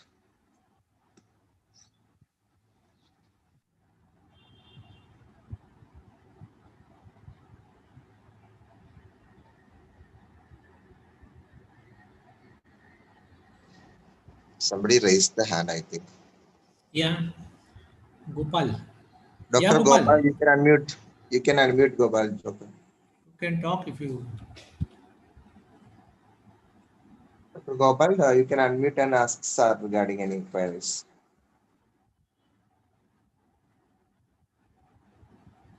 So, what about the remedy, dear? Somebody was talking of.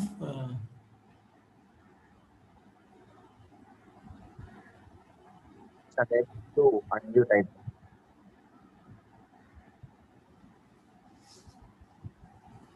Hello, sir. So, so here we have the urine report. You know, specific gravity was 1.01, and protein showed traces, and RBCs were 1 to 2 per high power field. So patient was passing protein and RBCs. So I took the symptom desires to be carried, sleep after aggravates, blood vessels, inflammation, ecchymosis purpura petechiae, and talks repeats same words, phrases. If you see the repertorization schedule, one finds lachesis and phosphorus coming close by. So phosphorus, yes, would be the choice of the remedy that will be there around, with bleeding and with craving for fish and aversion sweets. So I find that lachesis and phosphorus has a lot of similarities. Both have locacity. Both are left-sided. Both have small wounds which bleed much. Lachesis has constriction, phosphorus has tightness. Similar, there's a tight feeling. Lachesis has constriction feeling. Cold drinks ameliorates in both lachesis as well as phosphorus. But in phosphorus, it is vomited as soon as it becomes warm. In both the remedies, it is said it is dangerous if there is a pre-tubercular tendency. So don't give if there is a pre-tubercular tendency, is what authors mention in both lachesis as well as phosphorus. So you find lachesis and phosphorus coming very close by. And, if we probably look through, we find the onset, differentiating between lachesis and phosphorus. The onset is intense and rapid with great prostration in lachesis, whereas it is insidious onset and there is a gradually increasing debility. So lachesis patients you will find will generally get into a great prostration very fast, whereas phosphorus will take a little gradual time to get into debility. Aggravation after sleep is lachesis. Lying on left side is very characteristic about phosphorus. Mentals are locacity. One word leads to a story. We all are familiar about the lachesis locacity. That one word would lead to a long story, and never. Suspicious, jealousy, religiousness are the other features of mentals of lachesis, whereas phosphorus is desires to be magnetized, anxiety lying on the left side, fear something will happen. Blood vessels is decomposition of blood, whereas there is fatty degeneration of the blood vessels in phosphorus. Hemorrhage, it is blood is dark, black, decomposed, thin, offensive in lachesis, whereas in phosphorus it is bright red. And phosphorus has twilight time aggravation. So these were the features that were coming very close by to lachesis and phosphorus. But the modality of sleep after aggravates, the pain, prompted me to give lachesis. So we started lachesis 1 TDS for 7 days. And eruptions were receding, no stomach pain. Lachesis 1 TDS was given. On 8/3, eruptions cleared up, all allopathic medicine stopped. Lachesis continued because till now, the allopathic medicines were not stopped. So we stopped the medications now and we still continued with the prescription. And on 8/4, patient, showed all amelioration, no complaint. So Phytum was given. Patient had been followed till 5/11. So that means around 6-7 months patient had been followed up and patient had no other issues. So patient was completely normal. And this patient has been lost on follow-up because I think I have lost touch with this case now. Okay, sir.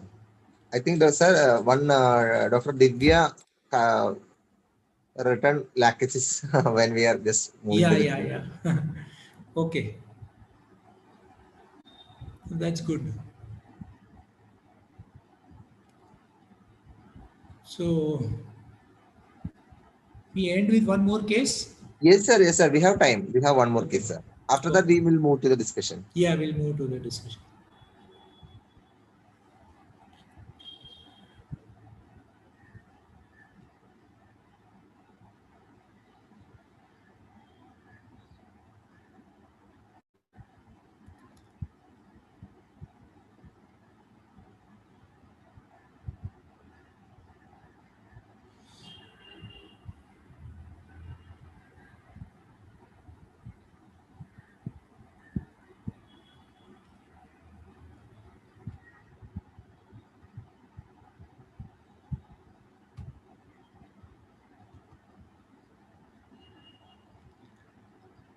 So I hope you are enjoying. Yes, sir. Yes, sir. We have more than 100 participants now in Facebook and YouTube. So this is what I am talking of, accurate prescribing pathology case. This is a case of, a male patient who was 18 years, who was suffering from epistaxis. He had complained of nosebleeds for the past 2 years, has at least 2 episodes every month, and every attack is invariably followed by headache with heaviness in head, fatigue, lethargy, fainting. So around 2 episodes of epistaxis every month, and with headache, fatigue, and fainting. The bleed was typically thick, dark, and hot. His complaints were aggravated hot weather. He had a history of sore throat with cough. There was a collection of phlegm which he could not expectorate. Though he repeatedly dug his nose as he felt dry inside, there was no history of trauma or nose block. So on physical examination, we find that there was nothing else that was, causing him to probably repeatedly dug his nose. Also complained of dryness in throat without thirst, thirstlessness for some months. Also had dull headache, aggravated morning. Wakes up every morning with weakness and the dull headache which lasts all day. Complexion is dark, lean, tall, and has a confused look about him. This was also my OPD case that had come to me. Appetite is less since 5 months. Lost 2 kilos in last 6 months. Likes very spicy food. Thirstless, drinks 1 liter of water per day. Bowels is fecal dissatisfaction, has to strain. Stools seems well formed, ambithermal. Stays with his brother and Babi in Mumbai. So he has come from his village and he's youngest in the family. He's very hardworking, works around 12 to 15 hours a day, and says he has come to Mumbai to earn money. He's very focused and feels responsible towards his parents, wants to give them a good house in village so that in old age they could have a peaceful life. Now, brother Babi were not paying much attention to the family. So, he also said, I'll go back to Bombay and then I'll work, and then he wants to support his parents. So that is what, drive him. So that's why we find that he was very responsible towards his parents. And says has no time for nonsense things like movies, going out with friends, would rather help the needy. So on Sundays also he would say I would prefer to work rather than probably waste my holiday and get some money around. So his friends would probably think of going to a movie, or they would go for there's a beach in Mumbai, so Jew beach. He said I will not go for this. I don't have time for all those things. I know what I have come for, and I would work for that particular. So past history of jaundice, and he had acute fever with vertigo 4 months ago. So this was the case that was there. So you have somebody who's complaining of epistaxis, which is thick, dark, hot blood, worse hot weather, and there's dryness, thirstlessness, wakes up responsible. He has lost his appetite and weight, and says No time for useless things in life. So what's the remedy coming to your mind?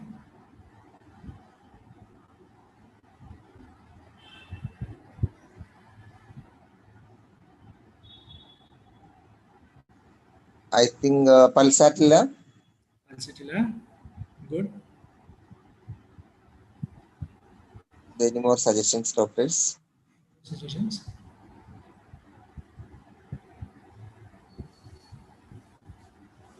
Phosphorus, ammonium carb. Phosphorus, ammonium carb. Yes. Yeah, see, we'll always think of remedies which are around a Naxomica. similar part of Naxomica. Good. So I took, the features were dryness, throat, thirst without, faintness, excitement from, heated becoming, so hot weather aggravates, loss of fluid, because I thought probably he would have, epistaxis, so there will be a loss of fluid, and he had waking on problems and weakness waking on. So when I took all those things, three remedies came very close by. One was Nux mosquita, opium, and acid phos. Now, if you probably look through the remedy, one finds that there are a lot of similarities that come with the remedies. And sometimes it's difficult to differentiate if we do not, go in detail. And this is what we do. We do it with a little, on a superficial level generally. Our distinctions are generally on a superficial level, which I would rather advise that we should go in a little detailed level to get to that. And then if you probably differentiate, see, once if you differentiate the remedy clearly, the results are going to be quick enough. So Nux mosquita and opium, you will be surprised to see the similarities. They both have ailments from fright and emotions. Both have dreamy state, no mental grasp. So both find that mental grasping is difficult and there is a dreamy state thing which is there. Drowsiness in both the remedies. Pupils dilated, insensible. Cheeks are red and hot in both the remedies. Constipation as a features of both the remedies. Oversensitive to hearing for distant sounds. We are all aware about opium having that particular thing. That opium hears the distant clock sound of that is what the books mention of. Even Nux mosquita has oversensitive hearing for distant sounds. There is dryness of mouth, throat in opium as well as Nux mosquita. Both have bloated tympanic abdomen. Then there is hanging of lower jaw. So that's the state of Nux mosquita and opium. But the features will be differentiated on the basis of other symptoms, and that there is thirstlessness in Nux mosquita, there is thirstiness in opium. Skin is hot and dry in Nux mosquita. It is hot and sweaty in opium. So opium has some perspiration. Nux mosquita has no perspiration. So the dryness is not localized, but the dryness is generalized in Nux mosquita. Stools are soft, whereas opium, they are hard ball-like stools. The time when we find in paralytic ileus or intussusception, where the stools are there for a very long time and they become hard ball-like stools. Nux mosquita has changeability at the mental level, and opium has desires to go home, very similar to bryonia. There is dryness at the physical level, whereas opium has painlessness at the physical level. When eating is soon satisfied in Nux mosquita, and there is coldness of extremities in opium. So you find that Nux mosquita, opium come very close by. The other remedy also is very clear. When Nux mosquita, acid phos, if you see, they also fall into a clear picture of marked tendency to fainting fits. Acid phos has faintness after eating and on excitement. Ailments from disappointed love is in both Nux mosquita as well as acid phos.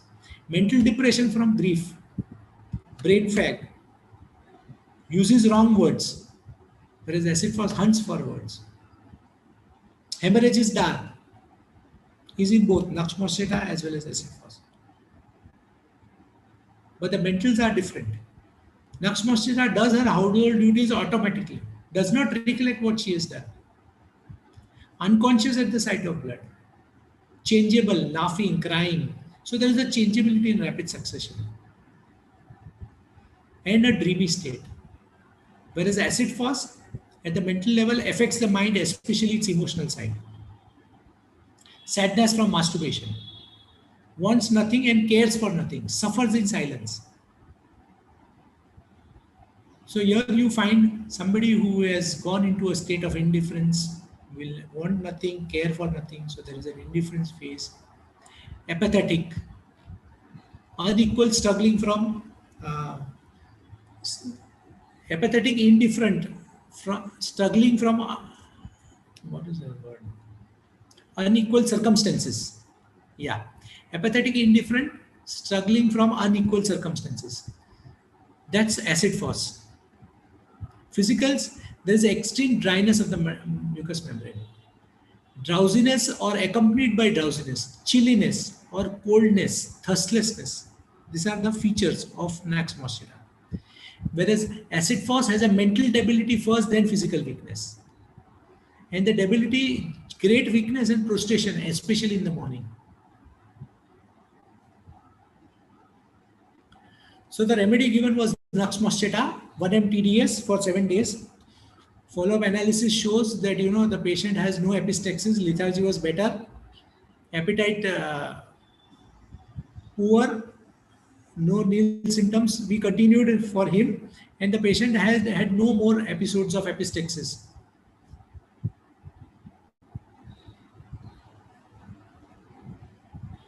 So that ends the 4th case. Let's open to discussion.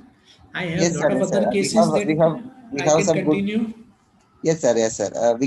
We have some good doubts. Yeah, because I have a lot of cases. I can just continue on the cases. Yes, sir. We will. Sir, many have asked regarding Let's have chat. Yeah. indication for phytum prescription for both renal calculi and HS purpura. Phytum is, see, we have here that we need to give some homeopathic medicine. So phytum is plain medicine. Yes, yes. In our OPD here, we put it as phytum because we don't want patients to know the name of the medicine. Okay, so we talk of phytum, we talk of cruda plana. So I write it. So my OPD cases, I will write cruda plana or phytum. Okay. Or nihilinum. This is the other word that we have, in our OPD, homeopathic OPD at the college, we have used these words. Sir, lactasis, why so many doses of lactasis, sir? TDS, why lactasis, CDS? Did you give it in water dose lactasis like that? There are many doubts. No, I don't. I see. The point is, you have to understand that the pathology is one part of it which needs to be covered up, and I have a different understanding about potency, which I have not talked around. But if you probably see, the book I have talked around, there you will have seen that it's a mention. Like I'll show you here, if you can probably see this. See what's mentioned there. Can you read this? Law of potency selection and repetition trio for totality of symptoms. Yeah, so I have a law of potency selection. I have a very different law of potency selection. I feel Stuart Close law is not applicable to homeopathic science. That is why I had said initially that there are certain homeopathic principles which we have, overlooked or outlooked on.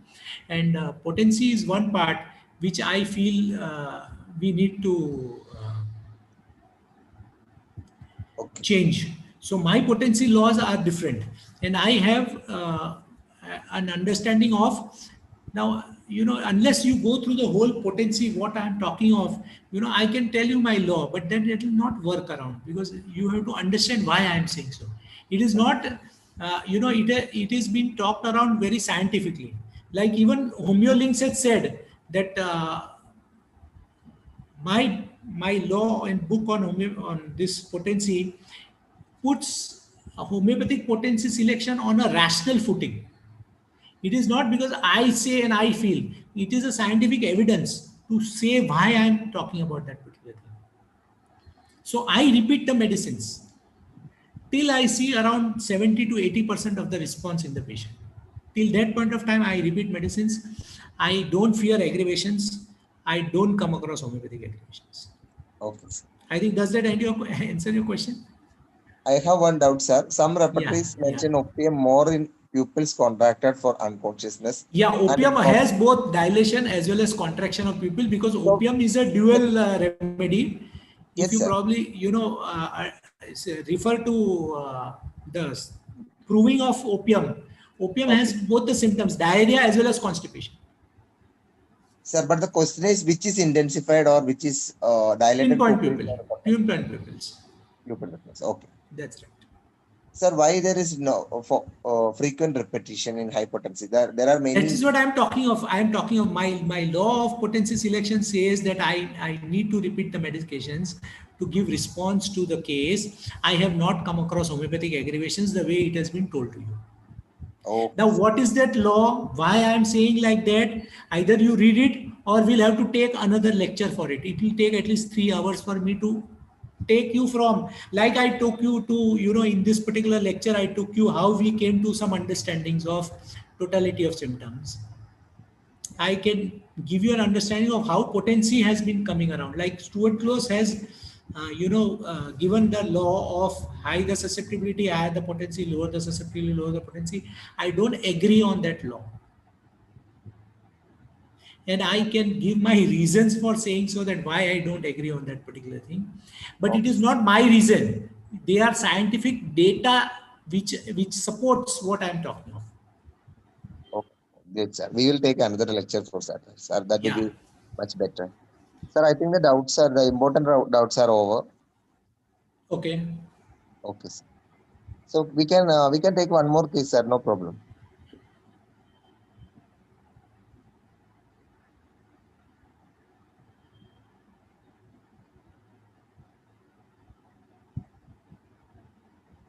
Rectal carcinoma.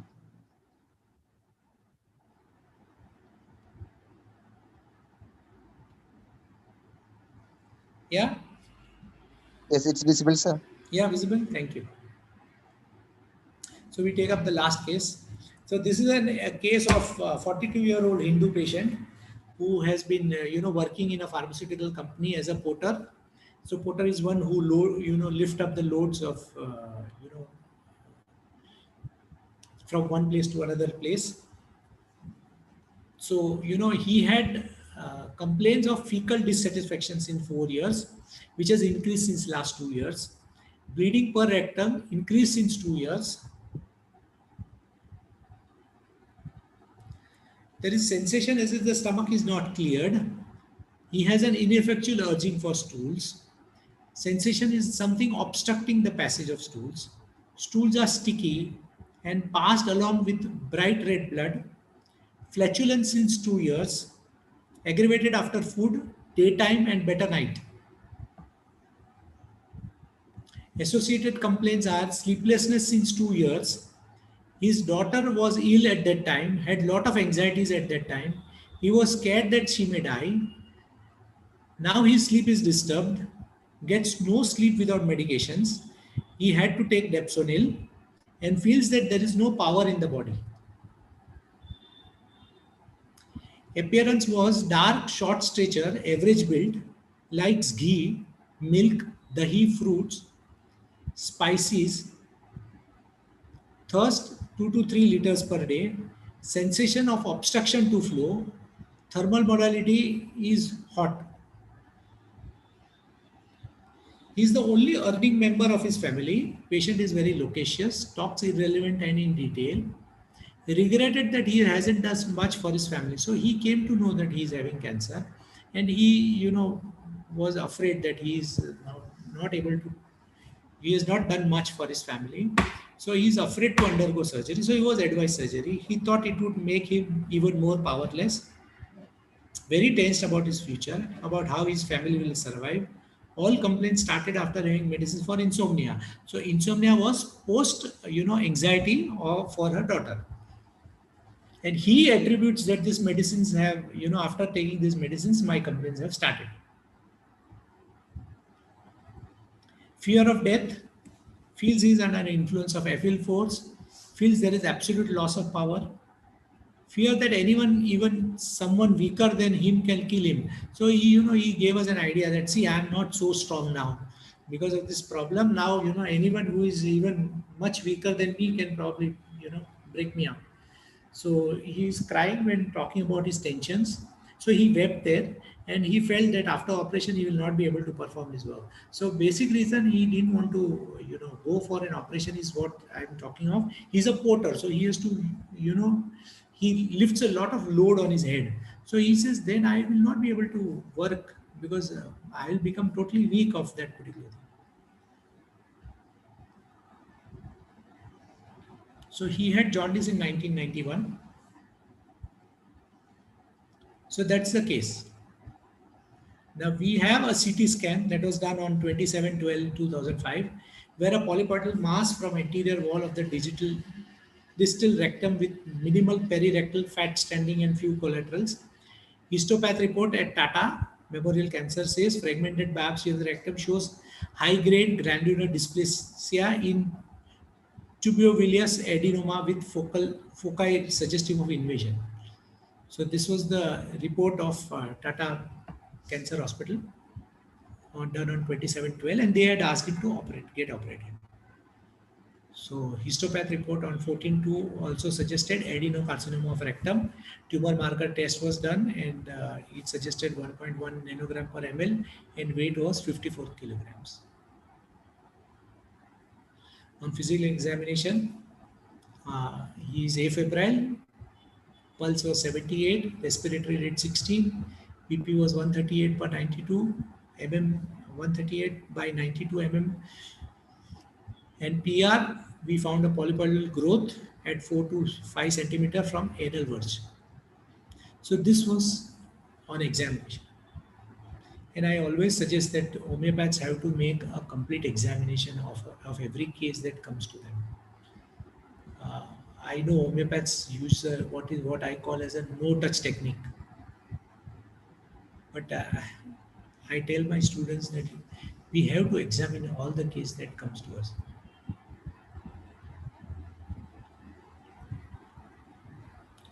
So this is the tumor marker report that we put up across, and this is the Tata's whatever I have already written about.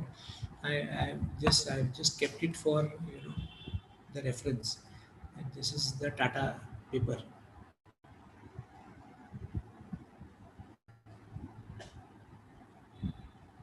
And this is the histopath report, which says adenocarcinoma of rectum.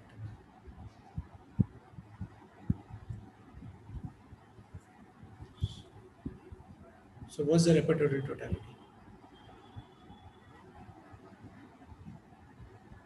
Any suggestions? Any suggestions, doctors?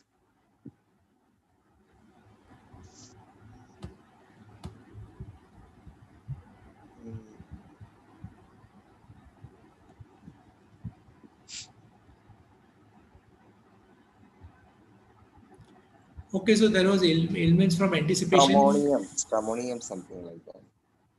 Okay, so you find that there are features which came around, that there are ailments from anticipation, fear of death, fear body is weak or powerless, craving for ghee, sleeplessness, anxiety after cancer rectum.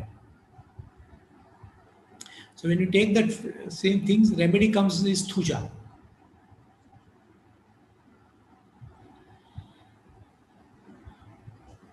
So this is the presentation that came around. The disease had cancer, rectum, insomnia, and then there is a feeling that he has gone weak. So it's the classic case of what Thuja talks about, that he is made up of glass and will break down, and there is a fear of death because of that. So Thuja 1M TDS was given for 7 days. Sleep better, stool better, overall patient is better. Generals are normal. Thuja was continued. Stool is better, fecal dissection is still present, anxiety was less, anxiety became better. So these are all monthly follow-ups. So anxiety became better, so we still continued. Now we suggested the patient to go back again for histopath study, but he refused. But he says, I don't want to go to that hospital back again. Otherwise, you know, he was not able to bear the cost of it. So we said, okay, you do at least एक USG करवा के ले लो, because USG will give us an idea of you know what it is suggestive of. So here we find that USG came normal. It only showed that there is a borderline hepatomegaly with hypoechoic echo structure, early prostate enlargement. So after that, the patient had no other complaints. So, you know, we followed it up for around 2 years, and patient has been free of any other problems. And this USG was done after much insistence. He says, I'm not interested in doing any USG, any report. I don't have a complaint, why I'll go ahead. And you know how it is, lower socioeconomic strata people will not want to add additional, because he's already finding financial stress and strain. And then, you know, again add to that particular thing. But we requested, we said, at least do a USG abdomen. So that's the case. This case was followed up for at least five years. Even I have a doubt that why Tuja Vandam, sir. Pardon me? Why Tuja Vandam? No. There are potency, sir. Actually, in cancer cases, according to if you are telling na pathological cases, we don't have to repeat like Vandam na. That is why. No, I don't think pathological case we don't have to repeat. I say pathological case, repeat the medicine. Okay. Somebody suggested. And I. Yes, sir. Go on, sir. No, that's what I'm talking of. See, you are. Let's understand one particular thing, that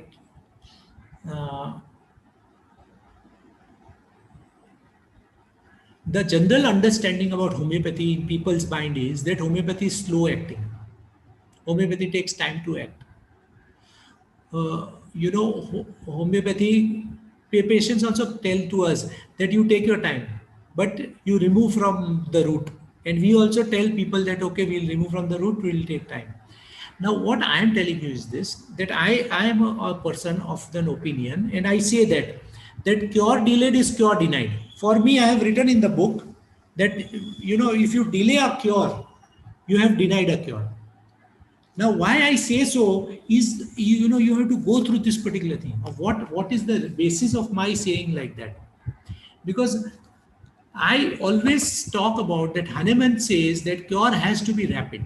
If it is not rapid, it is not cure, is what I am talking of. So in that particular instances, you know, we generally talk of giving one dose and we talk of waiting. I ask you one question. Now, since you are talking to me about it, let me ask you one question. What happens if somebody in your family is ill? Would you give one dose and see after 15 days or 1 month or 2 months? Yes. Tell me that particular thing. And I tell my students that only.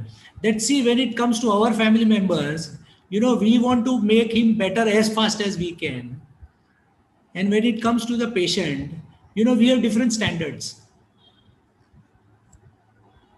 So the problem is this, that, you know, we feel that we have been told about a lot about homeopathic aggravations and all those things. Now, when you come to my lectures and you understand what I'm talking of, you will realize that, you know, whether I make that statement or no is very difficult. But I'll talk about, I will talk about this particular thing. I was talking at a Sri Lanka. I was talking about you know, about my potency, and there was an old doctor who stood up, and he said that, doctor, you are saying that there are no homeopathic aggravations, no aggravation. I had met a case. Now he talked to me about it like this, you know. He says, I had met a case, and he named a very famous, you know, UK doctor. Now, I'm not talking now. He named it, I think it was not the recent one. I'm talking of last maybe 50 years back. There was a, you know, very famous UK homeopathic doctor, and he took his name. Now, I'm not recollecting the name of that particular gentleman now. So he says I was studying homeopathy with him, and I respect that doctor. So I said I agree with what you're talking of. So he said I saw one case with him, and he said that this is a case of lycopodium aggravation. So you do not repeat. So I asked that doctor. I said, after that, in how many cases have you seen aggravation coming around? For that one case where aggravation would have taken place, I agree on that particular thing. And you know that there are many ways to treat that aggravation. We know we can stop the medications and the aggravation will stop down. We know that if you antidote it, you ask the patient to have coffee, he will be ways to take care of aggravations. Why do we fear aggravations? And for that one case of aggravation that you are talking of, how many patients are suffering for a very long time with homeopathic medicines because homeopathy has become slow? Are you getting to my questioning? See, what happens is we are not understanding this, and that's why I'm talking of that. What happens if you have somebody ill in your family? What will you do? You'll give one dose and wait, or what? Nobody does. I know topmost homeopathic doctors. When they have their own problem, they don't wait the way they talk to their patients about it. But you'll have to take a seminar with me. If you take a 2-day seminar, everything becomes absolutely clear. Then these questions don't come around. Then what questions you are having now in your mind will not come around. So Deepu needs to probably Yes. Actually, arrange a 2-day I seminar really for feel that that. we need another session for potency as well. Really. Yeah. Potency So, will be a very yes, sir. Many there are not relevant doubts are there. Many people are asking regarding the analysis and rubrics of the last case, the delusion, imagination glass trees, like that. In YouTube, also some people already asked the last case slides. because there is a feeling that he has become powerless. Okay. Powerless is weakness. Are you getting to that? See here the patient has given. Now this is not my interpretation. First you understand one thing. I never interpret. If you see all my cases, there is no interpretation that I have given. One, your associated complaints by he feels here it says that feels that there is no power in body. Okay. Are you getting to this particular thing? That he is time in and again saying us in life situation, if you probably see, are you able to see this? No, no. This you will not be able to see because screen sharing is not done. Yes. So, We can see the slides. so I put the slide back again. No. We can see that, sir. You please go on.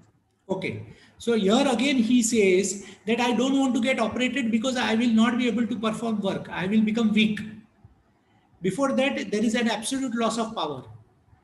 Then before that also he says that he afraid to undergo surgery. He thought it would make him more powerless.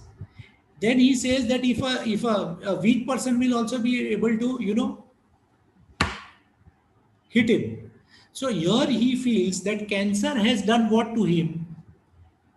Cancer has made him weak. Now, as weak as what? So the remedy has come from what has been talked around. The proof symptoms of Thuja is this: that Thuja feels that I am like a glass. That is the feeling, meaning I am as fragile, I am as weak as a glass. Somebody can just break me up immediately. Are you getting to this particular thing? So it is not my thing, it is the patient's feeling that is there. So I have to find a similar rubric. I cannot find a rubric powerless feels. If there was a rubric powerless feels, I would have taken powerless feels. Are you getting to my thing? Yes, sir. It Yeah, is very clear. so that is why the Thuja part of it is coming. Now, this is just a representation thing which I showed you around, that what happens is with Thuja, there is a feeling that you are made of a glass. This is not what the patient had been feeling. Patient had been feeling he is powerless. If he goes for operation, he will lose power. Patient has a fear that even he has gone so weak that if somebody is just going to crush him, he is going to fall around. So Okay. it's like if you a glass thing, you just leave it from your hand, it will crack. So that's the And it is nothing to do with he is feeling that like that. Okay, sir. Okay, sir. So, sir, I think it is 2 hour 90 minutes. Can we conclude the session, sir? Yeah, we conclude that. Thank you so much. Okay, and also we promise our audience that we will take another lecture by sir on potency. But That before we will that, you discuss. need to, I think, read the book, so that gives you a little more Yes, yes, clarity yes. on that particular Actually, thing. I got some comments in the chat box So, that many need the books. So so those who Deepu wanted to know should. the book. So let Dr. Deepu, let's organize on that particular thing. So you will Okay. get an idea of what I am trying to say and why I am saying so. It is I would always say that Hahnemann said one thing, that you have to even doubt Hahnemann, and I am telling you, you have to doubt me also, but you have to check for yourself. Don't go by anyone's words. Okay, sir. Okay. So I think it was a fantastic session, and thank you, Thank Dr. you so Rupa much. ma'am, Thank you so much. for introducing sir to us. And thanks a lot, Sanjay sir, for taking a wonderful session within detail for 2.5 hours. You spend a lot Thank more you. time for us actually. It is really great that some practitioners like you are spending much time for these classes. And thanks all the audience who joined us in Zoom, Facebook, and YouTube. On behalf of IHMA, we express our sincere gratitude, sir. We expect more sessions from you, and hope we will come up with another session soon in next month, in the coming months. Thank you so much, God dear bless. doctor. God Thank you. bless all of you. Thank you so much. Thank you.